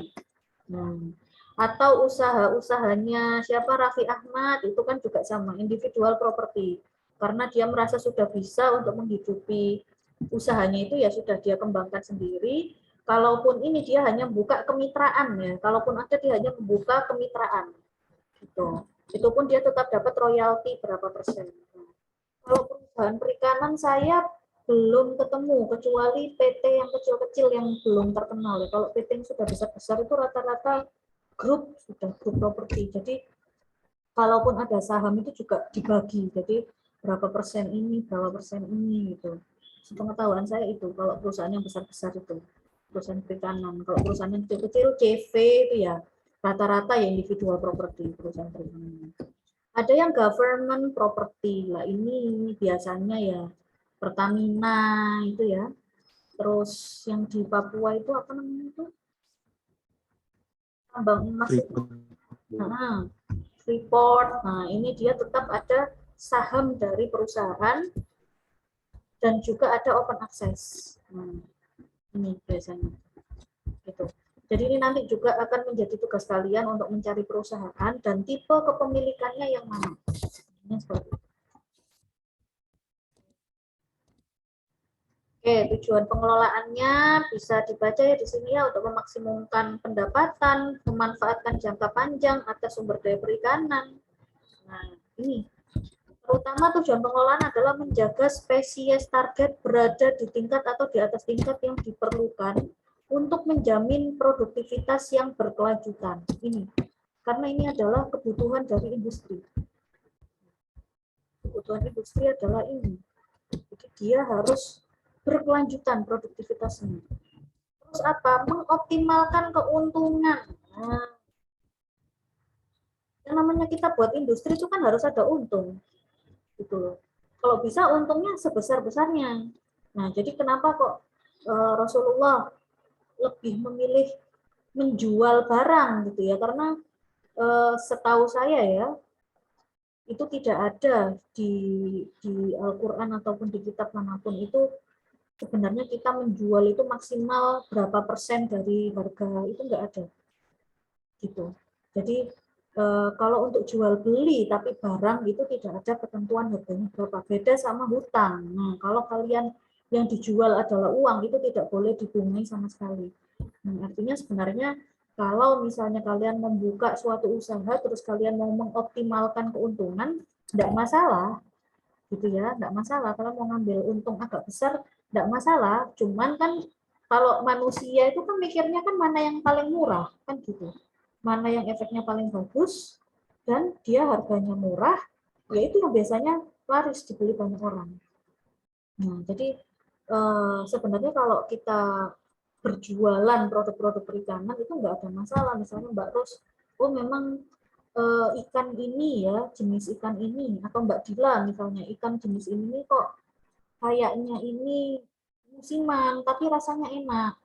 Gitu. Kadang harganya kalau misalnya stoknya banyak ya berarti harganya bisa murah, stoknya sedikit ya harganya agak mahal. Tapi kan kalau kita jualan kan nggak boleh seperti itu. Misalnya kayak kerang hijau olahan gitu ya. Sate lah, kalau sate kerang hijau kan harus harus pada saat itu juga gitu ya. Jadi nggak bisa disimpan di freezer lama-lama. Nah, ini kan kita harus menyesuaikan stoknya. Sate kerang hijau, pas harga murah, mungkin kita jualnya cuma 5.000 satu bungkus. Pas harga mahal bisa 15.000. Ya berarti kita pakai harga yang mahal itu 15.000 gitu. Tidak apa-apa. Tidak apa-apa, tidak ada hukum di Islam yang melarang itu, kecuali kalau kalian jualan uang. Nah, itu nggak boleh dibungai sama sekali. Tapi kalau kita jualan barang, nggak masalah, karena kita ingin berkelanjutan, misalnya usaha sate kerang ini. Pas harganya 5.000 ya nggak apa-apa dijual 15.000. Nah, itu disimpan gitu loh. Untuk apa? Ketika nanti stoknya berkurang, otomatis kita beli harga kerangnya akan lebih mahal gitu loh. Nah, ini jadi ada keberlanjutan usaha. Kemudian tujuan pengelolaan meminimalkan berbagai dampak penangkapan atas lingkungan fisik dan ikan non-target. Nah, by catch. Tadi bagus ya di Brondong, banyak ikan by catch, banyak ikan yang dia nggak harusnya ditangkap tapi ketangkep, akhirnya dibuat keripik. Terus yang Mbak Ros bilang itu ya apa, ada kuda laut itu ya Mbak ya, dijadikan keripik apa itu Mbak? Manisan. Apa Bu yang kuda laut? Jamu Bu. Nah, dijadikan jamu. Pahit berarti ya Mbak ya rasanya? Saya tidak tahu Bu. Kuat Bu. Oh, jamu kuat. Warnanya apa Mbak? Coklat? Apa? Iya Bu, seperti Bu. Mungkin kalau itu mau nyoba Rudi nyoba. Kalau apa? Aduh, dilempar ke kuda. Gimana Mas Rudi? Iya, bisa dijelaskan? Jamu kuat apa, Ros? Stamina, Ros? Apa gimana itu? Oh, maksudnya untuk stamina gitu. Oh, ya. Mas Salis mungkin pernah nyoba? Iya, Salis. Mana ini? Salis, Dila? Ya, Bu. Iya, pernah nyoba itu jamunya kuda laut itu, atau pernah dapat cerita gitu dari warnanya, rasanya, atau apa gitu? Enggak pernah sama sekali, Bu. Itu jadi penelitian lah, bagus tuh anak-anak. Dicoba. Loh, ya, kalau jamu kuat berarti kan stamina. Coba dilihat efeknya pemberian pakan yang mengandung kuda laut terhadap ikan mas koki misalnya. Mas koki itu kan gampang mati ya. Nah, itu lah bisa atau jadi PKL skripsi. Iya kan? Tapi itu Bu, nyarinya Bu. Kenapa? Mahal. Oh, ya dibikinnya 10% saja. Jadi efek penambahan atau dibuat itu bisa jadi skripsi loh Mbak. Jadi PKL yang skala skripsi. Dulu itu Mas Didin itu idenya itu sederhana. Saya tuh cuma sampaikan, Mas Didin itu kan pembimbing PKL-nya kan saya. Terus saya cuma sampaikan, Mas, saya punyanya kitosan. Saya bilang gitu. Terserah mau jenengan buat apa. Akhirnya dia browsing, dia kepikiran itu buat sirup mangrove yang ditambahi pengawet kitosan. Nah, itu dia buatnya beberapa konsentrasi, ada 5, 10, beberapa gitu loh konsentrasinya. Akhirnya kan PKL-nya selesai, terus Mas Didin itu kan ngambil penelitian di Pangkah ya, terus nggak tahu ada masalah apa kok datanya hilang, kenapa gitu ya. Akhirnya kan yang dipublish jadi jurnal kan data PKL-nya. Dan sudah standar skripsi karena sudah ada berbagai perlakuan gitu loh. Jadi waktu itu dia mengerjakannya itu niatnya masih PKL pada waktu itu, cuman saya sudah mempersiapkan datanya bisa untuk skripsi karena berbagai perlakuan itu bisa. Jadi misalkan, oh kita tahu nih kuda laut katanya sebagai obat kuat, nah kira-kira bisa nggak menguatkan badannya ikan gitu ya. Kita cari ikan-ikan yang gampang mati, tapi bagus gitu. Coba dimasukkan formulasi 5% pakan ya, jadi 5% pakan, dicampur 5% pakan, dicampur 10% pakan, dicampur 15% pakan. Hasilnya yang mana yang bagus? Itu jadi penelitian. Gitu. Monggo, monggo, silakan. Kalau mau bisa diambil topiknya, kalau enggak ya enggak apa-apa. Jadi sebenarnya ide penelitian, ide PKL itu banyak sekali. Seperti yang tadi saya sampaikan, PKL, kalian mau di mana PKL-nya? Itu harus jelas dulu tujuannya. Jangan hanya yang penting saya PKL, yang penting saya lulus cepat, yang penting gini, yang penting gitu, enggak. Tapi tujuannya sampean apa? Gitu. Oh, saya ingin mempelajari ini. Saya ingin tahu cara budidayanya. Nah, berarti ke balai-balai teknis. Gitu. Oh, saya pengen apa namanya? tahu tahu pengelolaannya, berarti ke government, ke pemerintah boleh. Oh, saya pengen PKL-nya yang skala riset, Bu. Kayak Hendra kemarin. Saya ingin PKL-nya di kampus saja, Bu. Yaitu bisa skala riset, tapi juga dilihat juga gitu loh, dia penelitiannya variabelnya apa. Tapi kan kalau di lab ada metodenya itu kan metode eksperimen. Nah, biasanya eksperimen, tapi nggak tahu kalau yang diambil metodenya deskriptif. Kalau eksperimen berarti ada beberapa perlakuan. Seperti yang tadi saya sampaikan, misalnya perlakuan pakan yang berbeda. Kalau deskriptif ya berarti mengamati pertumbuhannya saja gitu. Jadi tidak ada perlakuan tertentu. Itu sebenarnya PKL skripsi itu nggak usah yang jelimet. Memang sebagus-bagusnya PKL itu di instansi karena kita bisa belajar lebih banyak dan tujuan jenengan. Ada yang karena mahasiswa tersebut memang sudah bekerja gitu ya, jadi dia butuh PKL ya yang penting PKL, atau mungkin karena saya pekerjaannya di Gresik Bu, jadi ya saya mau nggak bisa izin, misalnya saya mau nggak mau ya harus di situ gitu. Nah ini nggak masalah kalau kalian PKL di lab, tapi ya itu resikonya. Kalau kita PKL di luar itu kan kita bisa dikenal gitu loh, jadi kita praktek kerja, kita ingin tahu kita tuh sebenarnya bisa kerja apa enggak, dan instansi yang nanti menilai kita tuh bisa kerja apa enggak. Nah itu seperti itu. Enaknya kalau PKL di luar kita bisa menakar diri kita, tapi kalau kalian PKL di dalam ya diri kalian sendiri itu tadi. Emannya sih di situ, tapi terserah kalian. Iya. Jadi itu kembali lagi ke sini, hasil tangkapan sampingan by catch. Itu fungsinya yang bagus pengelolaannya adalah oke, ada hasil tangkapan sampingan tapi tetap dimanfaatkan. Gitu. Seperti yang tadi, kalau di Brondong dimanfaatkan semua kok Bu, nggak ada yang tidak dimanfaatkan. Nah, ini bagus. Gitu. Jadi tujuan pengelolaan itu dia tercapai. Meskipun mungkin bukan skala industri besar, tapi paling enggak dia sudah dijalankan di skala industri rumah tangga. Tujuan pengelolaan juga apa? Untuk memaksimalkan pendapatan bersih dan kesempatan kerja. Diharapkan apa? Sebenarnya diharapkan adalah secara culture politik itu dia satisfied, itu senang gitu ya, setuju, puas.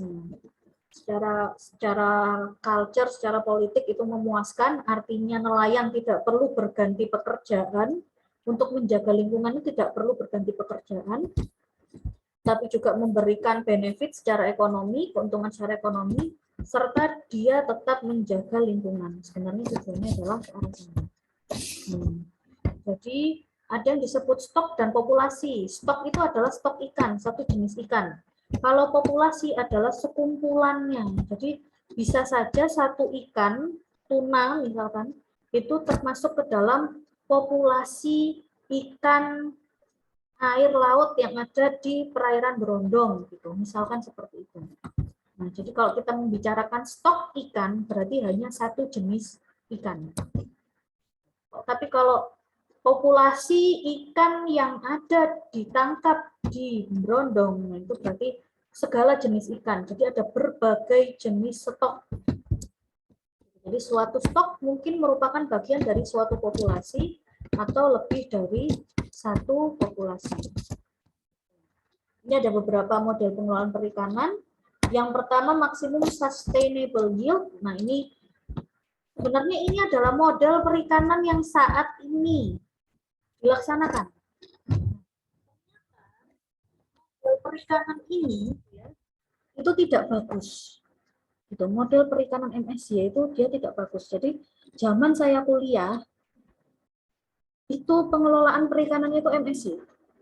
Zaman saya kuliah, saya belajar itu MSY. Nah, sekarang ternyata ada dua konsep lagi, ada MEY sama ada satu lagi itu yang lebih balance itu ya, OEY.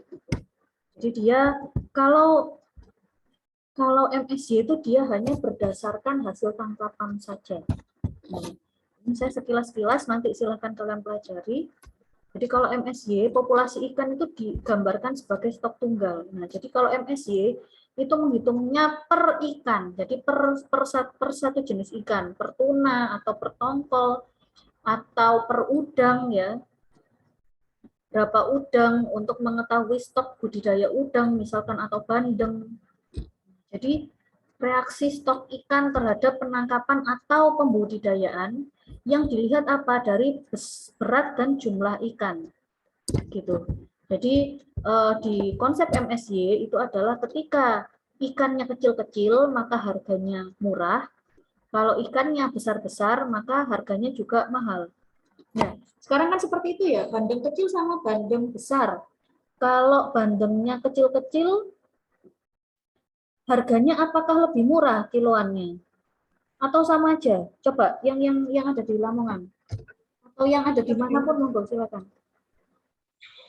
Kalau saya di pasar lebih murah, Bu. Iya ya, jadi kalau kecil meskipun 1 kilo kan lebih murah ya. Nggih, Bu. Oke, kalau bandeng semakin besar harganya ya semakin mahal. Nah, ini berarti pola yang digunakan adalah pola MSY. Nah, ini yang biasanya akhirnya cenderung ini ya. Jadi kurva perikanannya itu seperti ini, MSY. Nah, akhirnya kurvanya cenderung menurun karena pertumbuhannya maksimal, dipaksa ke pertumbuhan maksimal. Ini konsepnya MSY. Pertumbuhannya dipaksa maksimal sehingga tidak ada kemampuan untuk recovery, yang ada ya dia menurun. Entah menurunnya agak gini gitu ya, landai atau bisa curam. Jadi ini persediaannya dia semakin menurun. Ini menggunakan konsep MSY. Ini konsep yang memang sudah lama gitu loh. Jadi kalau ukurannya kecil-kecil ya harganya ya murah, kalau ukurannya besar-besar harganya ya mahal gitu loh. Ini biasanya. Jadi tidak ada standarisasi. Harusnya kan kalau 1 kilo 30.000, mau 1 kilo isi 5, mau 1 kilo isi 1 ya harganya sama-sama 30.000 gitu loh. Tapi ini enggak. Kalau ikannya kecil-kecil harganya segini, kalau ikannya besar-besar harganya ya lebih mahal. Ini itu adalah menggunakan konsep MSY. Bu, Oke, silahkan. tapi waktu itu harganya turun drastis, Bu. Oh gitu. Yang gimana? Oke, di Lamongan. Saya dikasih tahu waktu itu sama petambak Lamongan, Bu. Gimana? Bisa diceritakan? Mereka itu jual ikannya semua ya, Bu ya. Turun drastis harganya. Ikan nila yang ukurannya 4 jari, 5 jari itu, Bu. 1 kilo itu cuma 5.000. Bahkan 3.000. Kalau waktu yang itu. besar, Iya, itu 5 jari itu, Bu, ukurannya, Bu. oh sorry. Berarti kalau ikan yang lebih kecil, Iya, sama, malah nggak ada harganya, Bu. Malahan. nah berarti kan masih sama Bak- konsep ini Mas, masih sama pakai MSY. Kalau konsep Nggih. MSY itu, dia itu ukurannya besar, harganya mahal, ukuran kecil harganya murah. Nah, sebenarnya yang benar itu mau besar mau kecil harganya ya segitu gitu loh, Mas. Ya. Nggih, Bu. Contohnya buah. Nah, buah itu kan dia sama toh. Kenapa kok perikanan nggak bisa seperti itu gitu? Jadi kalau buah, kita lihat buah duren. Duren kan yang dilihat cuma jenisnya aja. Oh, ada durian montong, ada durian apa. Mau duriannya ukurannya kecil, kayak mau ukurannya besar, ya harganya kan sama. Yang dilihat adalah berat ya, bobotnya berapa.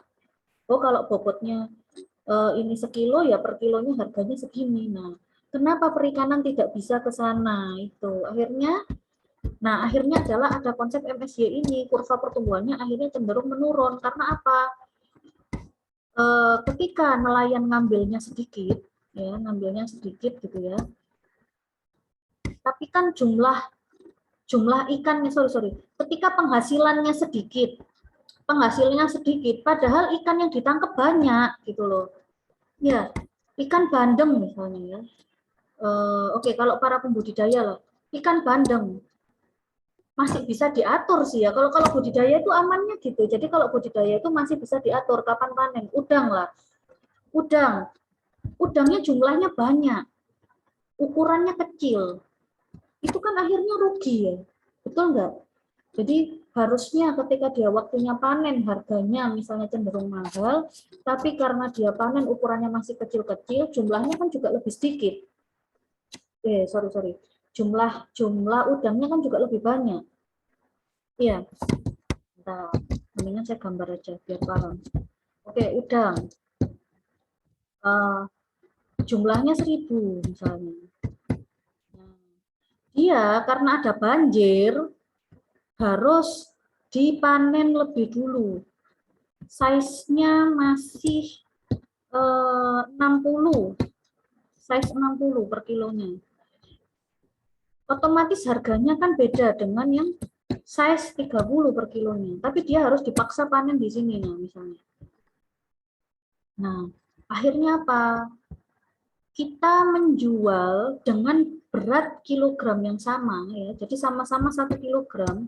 Tapi karena di sini dia 1 kilogram ukurannya lebih kecil, dia akan lebih murah daripada yang kalau kita tunggu ternyata nggak ada masalah apa-apa, maka di sini 1 kilogram size-nya bisa 30. Nah, ini di sini. Jadi kesalahan ya, karena ini saya waktu kuliah, berarti kan sekitar 8-9 tahun yang lalu lah. Saya tuh diajarinnya juga konsepnya MSY gitu loh. Kesalahannya konsep MSY itu ya ini, dia nggak ada standar harganya. Harusnya standar harga itu bukan dari ukuran. Kalau kayak udang gini kan kasihan ya.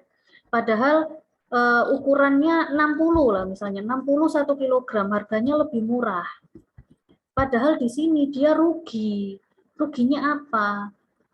Bibitnya itu kan dia lebih banyak. Nah, karena pengambilan bibit yang lebih banyak ini, maka kurvanya akan cenderung menurun. Gitu loh.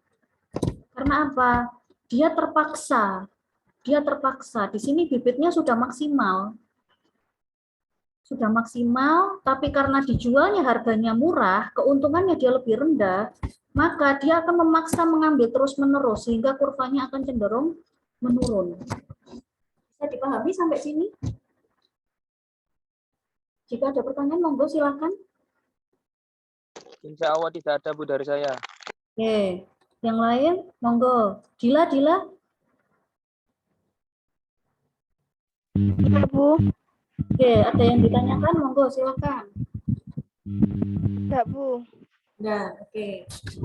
Jadi ini ya, makanya penjual udang itu harusnya dapat untungnya besar gitu. Sekali panen itu harusnya besar, tapi karena apa? Masalah lingkungan, masalah penyakit. Nah, ini yang akhirnya harusnya dijual bisa ekspor, size-nya besar, harganya mahal, akhirnya dijualnya lebih murah. Gitu. Size-nya sama-sama 60. Size 60 ini kan 60 ekor, size 30 ekor. Gitu ya. Jadi 1 ekor 30 itu harganya lebih mahal. Coba kalau kita menggunakan standarnya harga per kilo. Misalnya, udang ukuran berapapun harganya misalnya 200.000. Nah, ukuran berapapun 200.000. Mau size 60, mau size 30, maka ya enggak gagal panen. Ya maksudnya meskipun gagal panen tetap keuntungannya lumayan gitu loh. Jadi itu kenapa kok petambak itu wis sekali nih gagal itu gagal kabeh gitu ya, karena begitu dijual juga harganya jatuh. Kalau ada penyakit juga harus ada maintenance-nya bagaimana gitu loh. Ini masalahnya adalah di sini. Beda kalau sama buah-buahan ya. Buah-buahan mungkin harganya jatuh tapi nggak sejatuh perikanan gitu loh.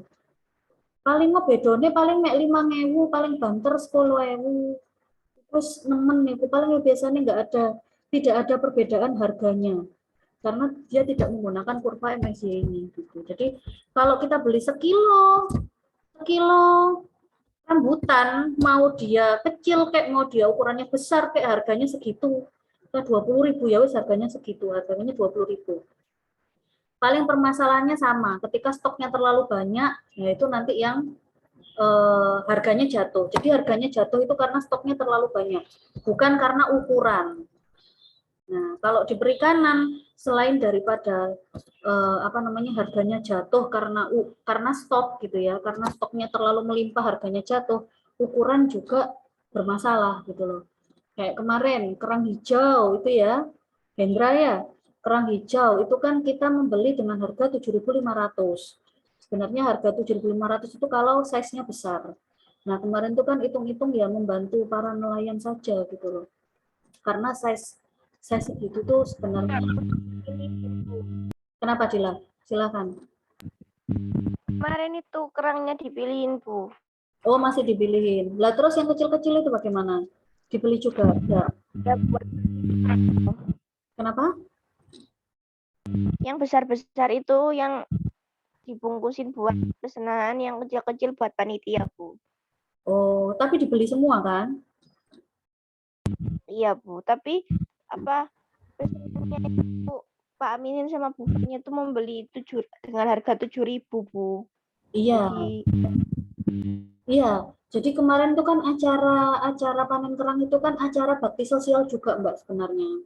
Gitu loh. Karena kan stoknya lagi melimpah. Jadi itu sebenarnya adalah salah satu cara dari Prodi untuk membantu supaya para pembudidaya kerang hijau itu harganya nggak terlalu jatuh. Balik lagi ke konsep ini tadi ya. Jadi ketika harganya harusnya dia bisa untung besar gitu ya. Cuman kalau kerang hijau itu masih tidak terlalu inilah dibandingkan udang. Kalau udang itu kan begitu kena penyakit harus langsung dipanen berapapun ukurannya. Kalau kerang hijau kan dibiarkan nggak masalah. Paling nanti semakin lama ditumbuhi teretip, itu paling yang nanti merusak harga ya. Nah, jadi kemarin itu kenapa kok kita melakukan panen dengan harga yang mahal, itu memang kita mau membantu nelayan. Di sana lagi musim panen, biasanya harganya jatuh gitu loh. Jadi ukuran yang besar itu yang harusnya itu 7.000 kg itu ukuran yang besar. Nah, itu kita beli ukuran kecil dengan harga ukuran yang besar gitu. Karena apa? Di perikanan kita konsepnya masih seperti ini. Ketika ukurannya kecil, meskipun jumlahnya banyak, tapi dengan bobot yang sama kita beli dengan harga murah. Nah, itu. Jadi sebenarnya kemarin itu kita bakti sosial, kita bantu petambak yang ada di petambak ya. Kita bantu nelayan atau pengumpul kerang hijau yang ada di Banyuurip. Begitu. Jadi ya ini tadi karena permasalahannya adalah konsep perikanan kita adalah menggunakan konsep MSY sehingga kurva perikanan itu akan cenderung lebih susah pulih selama harganya masih seperti ini. Ukuran kecil dihargain jauh berbeda dengan ukuran yang besar. Padahal isinya lebih sedikit gitu loh. Padahal isinya lebih sedikit, isinya cuma 30. Yang ini isinya loh lebih banyak 60, tapi harganya lebih murah. Nah, jadi ini kurva pertumbuhan SD-nya sulit pulih, ya. Ada yang mau ditanyakan dulu sebelum saya lanjutkan? Oke, kalau enggak ada, ini ada yang namanya maksimum economic yield. Nah, ini yang tadi saya sampaikan, dia punya dasar, dia punya standar dulu berapa gitu. Jadi misalnya kalau 1 kilo itu harganya berapa, berapapun jumlahnya, ukurannya 1 kilonya segini ya ini gitu loh. Nah, cuman jadi ini ya, memberikan peluang yang lebih baik gitu loh. Artinya ketika memang ada size-nya kecil-kecil, nah seperti yang di itu ya, saya kembali lagi ke studi kasusnya di kerang hijau ya. Jadi meskipun kemarin misalnya kerambanya sudah banyak nih, meskipun hasil kerambanya kecil-kecil, ya harganya tetap 7.500 gitu loh. Jadi kalau kemarin kita membeli di harga 7.000, 7.500 itu memang kita berusaha menghargai nelayannya, gitu. Kita berusaha membantu mereka. Karena kalau kita jual berdasarkan ukuran, ya itu kasihan. Harusnya harganya nggak sampai segitu. Jadi ada namanya maksimum economic yield, ini model yang menurut saya mungkin lebih baru dan baru diterapkan ya, masih sedikit lah diterapkan di bidang perikanan. Itu adalah kalau ada kebijakan satu harga. Nah, saya menyebutnya kebijakan satu harga. Itu seperti apa? Jadi kerang hijau misalnya studi kasusnya sama kerang hijau, berapapun ukurannya, ketika 1 kilo harganya 7.000. Nah, itu akan sangat membantu pembudidaya kerang hijau atau udang. Berapapun ukurannya, ketika di satu area gitu ya. Jadi dia itu satu area gitu ya. Berapapun ukurannya, udangnya akan dihargai 150.000 per kilogram. Berapapun ukurannya, mau size 60, mau size 20, mau size 10.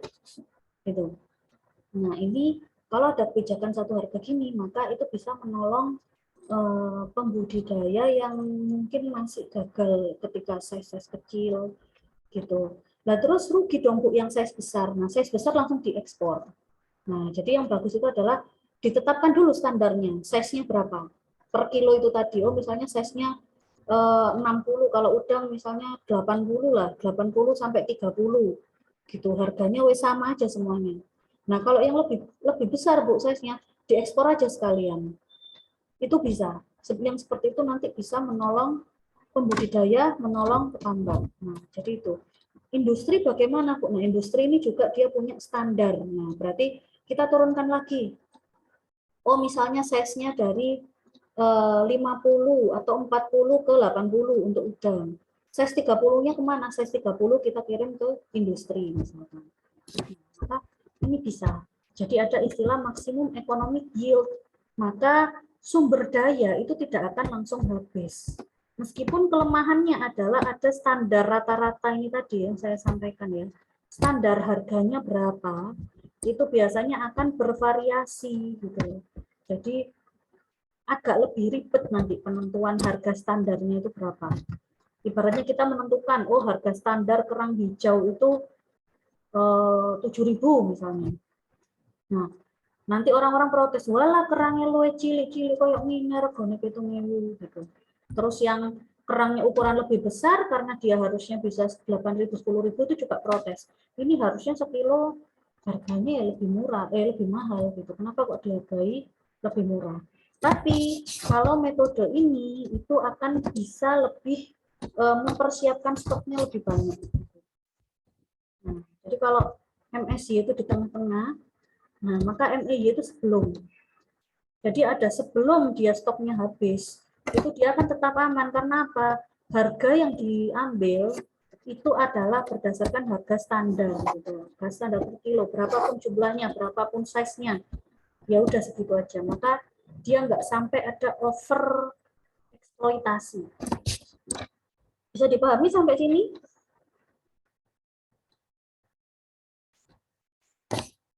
Ya, bisa dipahami? Ada pertanyaan?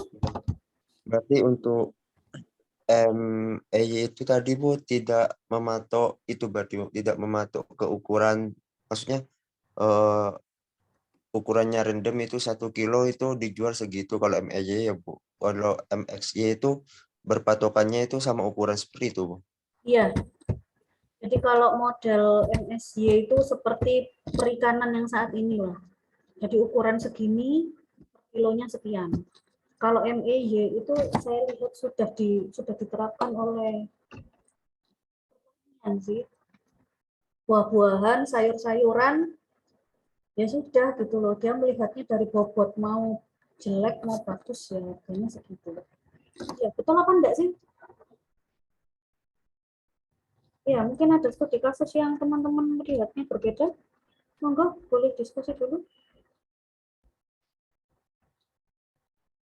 Kalau di buah-buahan juga, kalau buah yang tidak bagus itu dijual murah seperti itu. Beda sama buah yang masih bagus seperti itu. Oke. Berarti masih ada ya, berarti ya masih ada. Cuman kan harganya langsung jatuh nggak sih Mas? Buah kalau jelek kan harganya langsung jatuh kan? Iya, Bu. Artinya kan dia bukan berdasarkan ukuran ya. Jadi kalau MSY ini kata kuncinya itu dia adalah ini. Jadi reaksi stok ya didasarkan pada reaksi stok terhadap ukuran fisik ikan. Jadi yang dilihat itu adalah terhadap berat atau jumlah. Nah ini. Jadi kan kalau yang konsepnya buah, ya memang betul ya. Kalau buahnya jelek ya harganya murah. Ya terima kasih ya Mas ya. Jadi memang murah harganya sama seperti produk perikanan ya. Tapi kalau di produk buah-buahan itu ukuran itu kayaknya nggak jadi masalah. Tinggal kita aja kan mau ngambilnya kecil-kecil apa ngambilnya besar-besar. Tapi kalau di perikanan itu kan sangat strict. Kalau ukurannya kecil, ya udah harganya murah. Sebenarnya juga nggak jauh beda sih ya. Kalau seperti bandeng itu kan nggak jauh beda. Kalau udang itu kan sangat berbeda ya. Harga udang size 60 sama size 20 nggak karu-karuan gitu per kilonya. Makanya kan orang-orang yang jualan udang kalau bisa membesarkan sampai skala besar, skala ekspor gitu tuh, itu kan langsung untungnya gede gitu loh. Tapi kalau petambak tradisional ini ya keuntungannya ya standar biasa gitu loh. Karena apa? Ya itu tadi dia beli bibit itu sudah mahal dan dibesarkannya tuh nggak lama, kena penyakit lah, kena apa gitu loh. Nah, kenapa petambak udang sekarang itu nggak terlalu kaya apa ya? Ya kaya sih, cuman tidak bisa mengulang kejayaan di masa lalu karena itu gitu. Size-nya aja kecil. Coba kalau disamaratakan, size-nya 40 sampai 80, harganya 150 misalnya. Ya kita yang menjerit ya. Seorang sakmini regane larang ya, kita yang menjerit, tapi mereka akan ada kestabilan harga. Maka perikanan akan lebih menggeliat. Itu begitu. Sekarang perikanan kurang menggeliat karena ikan kecil harganya murah, maka usaha sekarang yang dikembangkan itu adalah usaha untuk bagaimana produk perikanan itu ukurannya lebih bisa besar dan kondisinya sehat. Nah, sekarang itu kan ke arahnya sana. Nah, tapi kalau misalnya harganya dibuat sama, gitu, dibuat standarisasi harga, maka itu nanti ya tidak akan menjadi masalah utama gitu loh. Jadi ada penyakit kayak mau apa kayak nggak masalah kok, tak dol sik murah ya kok tak dol sik larang gitu. Jadi masih tidak menjadi permasalahan yang berlebihan. Nah, yang di sini juga sama gitu. Kurvanya akhirnya dia lebih sehat karena sebelum dia overeksploitasi, jadi sebelum para pembudidaya atau para nelayan itu dia mengambil habis-habisan, karena itu tadi penghasilannya kan sedikit. Karena penghasilannya sedikit itu tadi dia ngambil sebanyak-banyaknya gitu loh.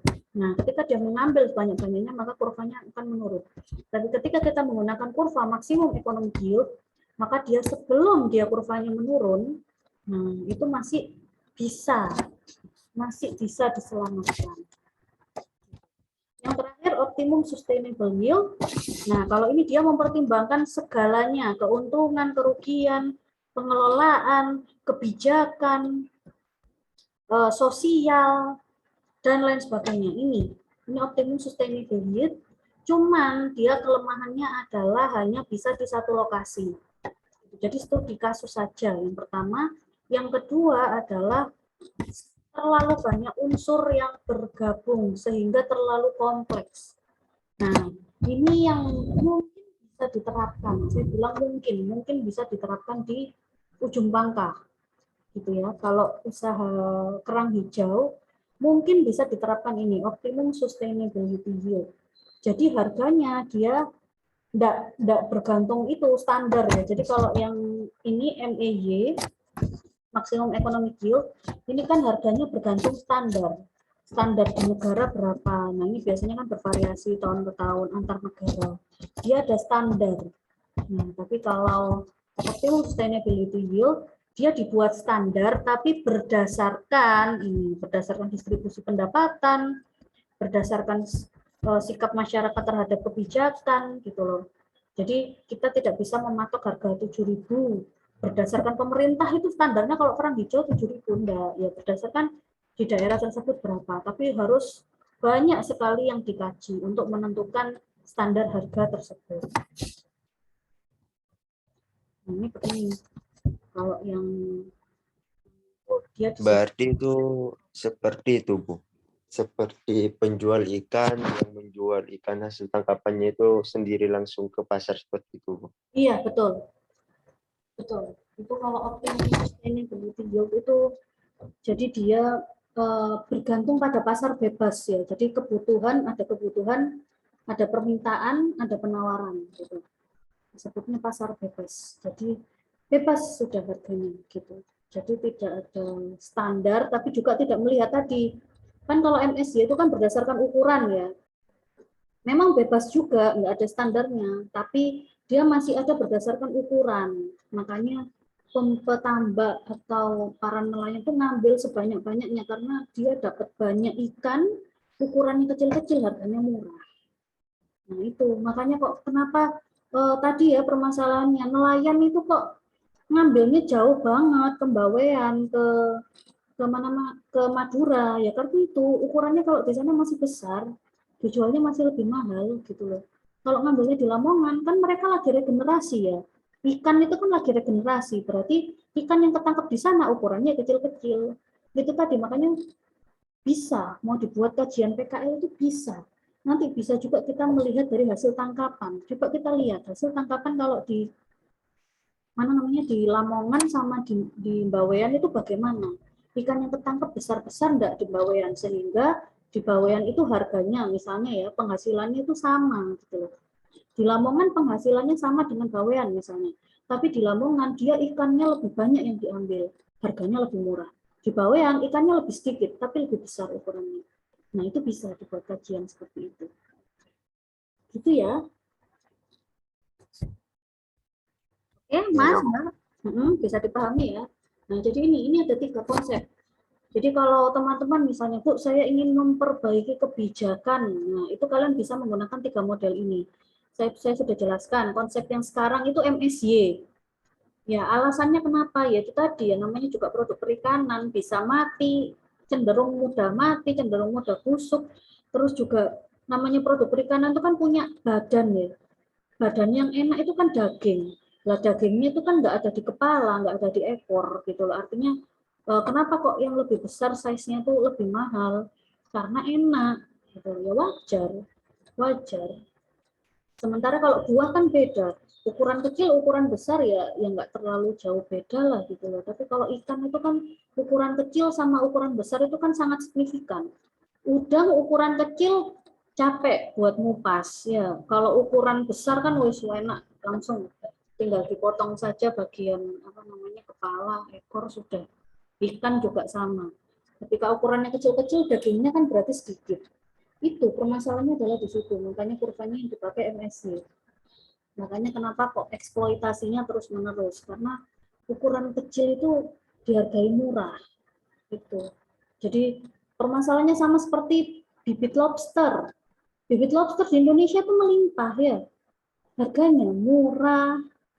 Diekspor lah itu bibitnya ke Filipina sama Vietnam ya.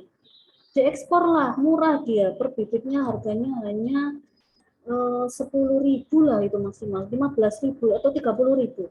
Bibitnya dijual segitu. Begitu nanti lobsternya diperbesar di sana, Kalau Indonesia terus-terusan ekspor bibit, berarti lama-lama Indonesia tidak punya bibit lobster. 10 tahun ke depan ya, misalnya 10 tahun ke depan, Vietnam atau Filipina sudah tahu caranya membudidayakan gitu ya. Lobster itu kan sekarang masih belum bisa dibudidayakan. Benihnya itu kan masih di alam. 10 tahun ke depan, mungkin Vietnam yang lebih dulu tahu bagaimana cara membudidayakan lobster. Mereka punya bibitnya lobster dari induk-indukan yang kita beli. Kita akan beli dari sana akan jauh lebih mahal. Nah, jadi ini pola yang sangat buruk gitu ya. Saya kalau bilang itu ya, tapi mau bagaimana lagi Bu, nggak mungkin kan kita jual bibitnya mahal. Nah itu tadi itu. Gitu. Jadi kalau misalkan teman-teman sekarang Bu, saya ingin fokus Bu di pengembangan budidaya laut misalnya. Silakan, karena untuk teman-teman sebagai informasi ke teman-teman ya. Jadi kalau benih-benih lobster, kepiting, terus apa namanya itu kerang hijau, kerapu itu didapatkannya dari alam. Belum ada mekanisme budidaya. Belum ada. Selain kita nangkap dari alam, terus kita budidayakan. Jadi benihnya itu tetap dari alam. Beda sama kalau jenengan belajar pembenihan ikan-ikan air tawar itu kan bisa. Kalian ambil indukan, kalian pijahkan, terus nanti punya telur. Kalau air laut belum bisa. Budidaya laut itu belum bisa. Jadi kalau misalnya kalian mau melakukan kajian, silahkan kaji ke sana. Gitu. Jadi kalau saya karena bukan core saya di sana gitu ya, itu silahkan kalian. Misalkan teman-teman belum punya ide PKL, boleh kalian ambil aja ke balai-balai perikanan laut. Coba kalian kaji, kenapa kok sampai sekarang itu belum bisa dibudidayakan gitu ya? Karena kan benihnya itu ada di alam terus. Bisa enggak kita buat simulasi? Nah, bisa enggak kita buat simulasi dipijahkannya itu di daerah pesisir misalnya. Gitu. Seberapa besar keberhasilannya? Itu akan sangat membantu di bidang budidaya. Yang sekarang sudah mulai bisa itu penyu. Penyu itu bisa dimanipulasi di daerah pesisir. Gitu. Tapi juga ke tempat penangkarannya ya penyu itu ya. Tapi juga masih ada saja sih orang yang ngambil telur penyu gitu loh, karena memang karakteristiknya penyu itu begitu dia menetas dia langsung balik lagi ke laut. Nah, coba teman-teman, Bu, saya pengen Bu besok-besok jadi pembudidaya lobster Bu, budidaya lobster laut tapi ya bukan lobster tawar, pembudidaya lobster laut Bu. Jadi saya nggak cuma sekedar jual bibit saja ke luar negeri gitu ya, itu kan kita dibodohi pelan-pelan gitu loh.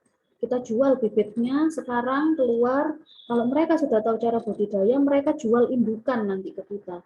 Ketika stok kita sudah habis, harganya sudah mahal. Karena apa? Pola perikanan kita menggunakan kurva MSI. Gitu ya. Ini saya memberikan sedikit penyegaran untuk teman-teman. Oke, ada pertanyaan? Bisa kita diskusi, silakan. Oh, Tidak Bu dari saya. yang bertahan tinggal 5 orang.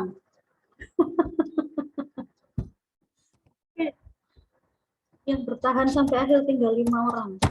Oke ya. Jadi ini tugasnya. Oke, ini tadi kurvanya. Oke, ini ya perubahan paradigmanya. Jadi kalau sekarang itu harus ada dihubungkan dengan perubahan global, baru dibuat kebijakan. Ini kemarin kebijakan menteri yang kemarin itu kan dijual, diekspor bibit lobster itu. Yang akhirnya perlu dipertanyakan 10 tahun lagi ini nanti gimana. Ini ada tugas CP1. Silakan Anda pelajari yang ada di buku ajar ya. Kemarin kan sudah saya sampaikan, silakan pelajari bab 1, bab 2. Sekarang saya minta kalian pelajari bab 1-nya saja. Jadi bagaimana konsep manajemen industri perikanan. Nah, jadi di sini kalian saya minta untuk mempelajari satu usaha industri perikanan. Nah, jadi nanti menentukan yang dimaksud industri perikanannya silahkan kalian lihat dari sini. Bu ngapunten. Oh, oke. Via Zoom saja ya, Mbak Dila ya. Iya, Bu. Ya, jadi industrinya bebas. Kalian mau PT boleh, mau CV boleh, atau mau usaha yang ada di Brondong. Tadi misalnya Mbak Ros tadi ya, Bu, saya mau coba mengkaji industri ikan sunduk tadi ya. Boleh. Silahkan kalian uji, kalian kaji, tapi kalian sesuaikan. Itu 6 Maret sudah kemarin, Bu. Oh, maaf, 6 April ya. Ya Allah ya. 6 April, sorry. Terima kasih Salis ya, 6 April. Jadi kalian cari dulu definisi industri itu yang seperti apa, itu kalian buka di buku ajar ya, bab 1 konsep manajemen industri perikanan. Di situ ada definisi industri, ada definisi bisnis, ada definisi manajemen, ada definisi industri perikanan itu seperti apa, ada definisi manajemen industri perikanan. Nah, jadi tolong menentukan usaha industri perikanan jangan salah nanti di sini. Nah, jadi usahanya apa? Bebas. Kalian mau usaha di Indonesia boleh, usaha di luar Indonesia boleh.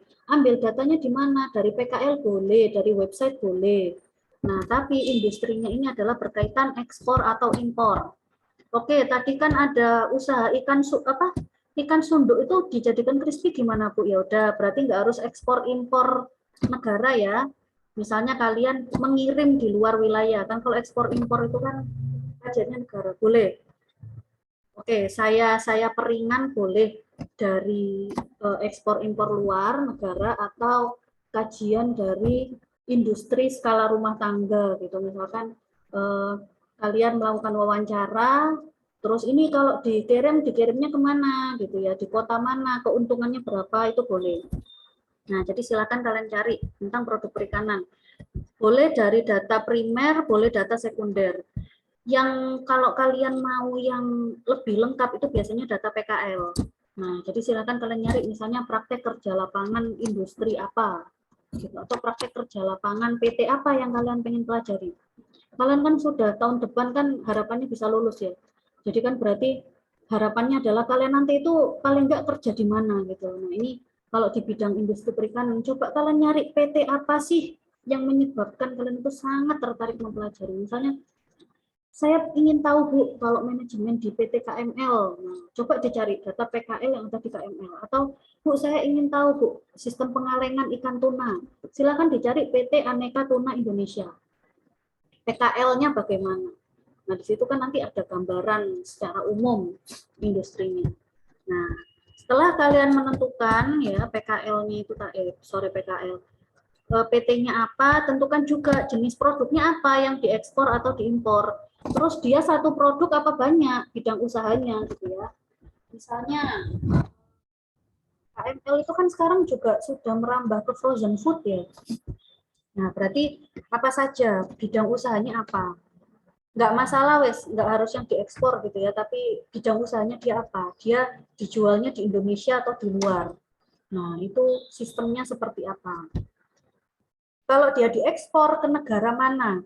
Pengirimannya gimana? Apakah pakai tol, jalur tol laut, atau pakai ekspedisi, atau bagaimana? Nah ini ya, jadi tergantung nanti industri mana yang Anda sasar. Nah kemudian jelaskan gambaran perusahaan. Nama PT-nya apa? Kalau dia punya saham misalnya ya, sahamnya namanya apa? Nah jadi kalau tadi dia tipe permodalannya, misalnya dia open access, nah bisa dicari dia sahamnya apa, pemilik sahamnya siapa, berapa persen kepemilikan saham. Nah itu silakan kalian cari nama PT-nya apa. Kalau dari data PKL, insya Allah akan ada gambaran perusahaan. Bisa juga dari website perusahaan. Struktur organisasi kalau ada, biasanya di PKL itu ada struktur organisasinya. Kalau nggak ada ya nggak apa-apa. Terus pengelolaan usahanya seperti apa gitu. Jadi dia jenis usahanya apa saja, terus cara pengelolaannya gimana, atau kalau perlu di situ dia ada manajemennya apa saja, misalnya ada bagian R&D, ada bagian QC, ada bagian apa saja. Nah, itu bisa kalian cari juga.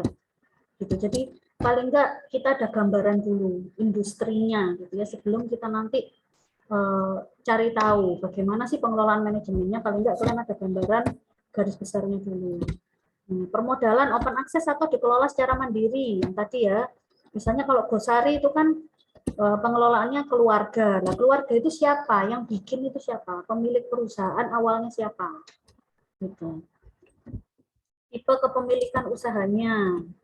Nah, kemudian berdasarkan produk ya yang diekspor atau diimpor ataupun produk yang tadi misalkan dikelolanya secara lokal, tentukan jenis produk tersebut termasuk ke dalam pengelolaan model MSY, MEY atau OSY. Terus dijelaskan kenapa. Kenapa kok masuk ke model MSY, kenapa kok masuk ke model MEY. Berdasarkan jenis produk ya ini tadi ya, jenis produk ini tadi dan lokasi pengambilan. Nah, berarti kan teman-teman coba cari tahu kira-kira produk ini tuna misalkan. Lah tuna ini dia diambilnya dari mana gitu loh. Dia stoknya ngambil dari mana? Ngambil dari pulau apa misalnya. Terus stok yang diambil berapa banyak? Kalau ada sampai ke sana lebih bagus. Nah, ini ya. Jadi saran saya dari PKL, kalau ada dari website juga lebih bagus. Silakan, Mbah Google itu sangat kaya informasinya. Yang dikumpulkan adalah berupa presentasi dan laporan. Nah, jadi ini sekali lagi saya tidak meminta teman-teman membuat makalah, membuat apa tidak, tapi laporan. Ya, jadi laporan itu bebas bentuknya. Kalau makalah itu kan ada pendahuluan, ada bab tinjauan pustaka, ada bab metode, ada bab hasil. Kalau laporan itu simple, langsung hasil aja cukup. Jadi kalian tulis nama perusahaannya apa, gambaran umumnya bagaimana, terus termasuk kajian analisis kalian. Gitu. Ada yang mau ditanyakan? Berarti untuk laporannya ini laporan sederhana, Bu. Iya, laporan sederhana langsung hasil. Gitu ya, ini CP1. Ya, Bu. CP1 minggu depan saya menjelaskan dulu, minggu selanjutnya. Jadi pas mulai puasa ya, makanya saya tanya tadi ya. Pas puasa kita kelasnya online, monggo kalau yang mau pulang saya persilahkan, kalau yang mau pulang saya persilahkan sampai Lebaran nanti kita nggak ada kelas, tapi kalau kelas yang lain ada, daripada jenengan di kosan, mendingan ayo kita kelas saja di kampus gitu ya. Nah, jadi ini CP1-nya, penilaiannya minggu lusa, penilaiannya individu. Silahkan kalian cari. Saran saya kalian cari dari PKL. Nah, baru data-data yang nggak ada kalian cari dari website. Kalian juga bisa buka informasi sahamnya seperti apa. Nah, kalau open access, ya. Nah ini ya, yang tadi ya tipe kepemilikan untuk kebijakan pengelolaan. Dia yang mana? Kalau government berarti berapa persen? Pemerintah berapa persen, saham pribadinya berapa persen, itu bisa dicari. Biasanya kalau informasi yang ini tuh ada di website perusahaan mungkin. Ada insya Allah. Oke, ada pertanyaan? Itu berarti PPT sama itu tabu. PPT Laporan aja. laporannya. Iya, PPT sama laporannya saja. Nanti dikirimnya ke email ya, biar nggak hilang. Iya, Bu. Oke ya. Kalau tidak ada pertanyaan lagi, saya cukupkan sekian. Terima kasih. Saya akhiri. Wassalamualaikum warahmatullahi wabarakatuh. Waalaikumsalam Waalaikumsalam.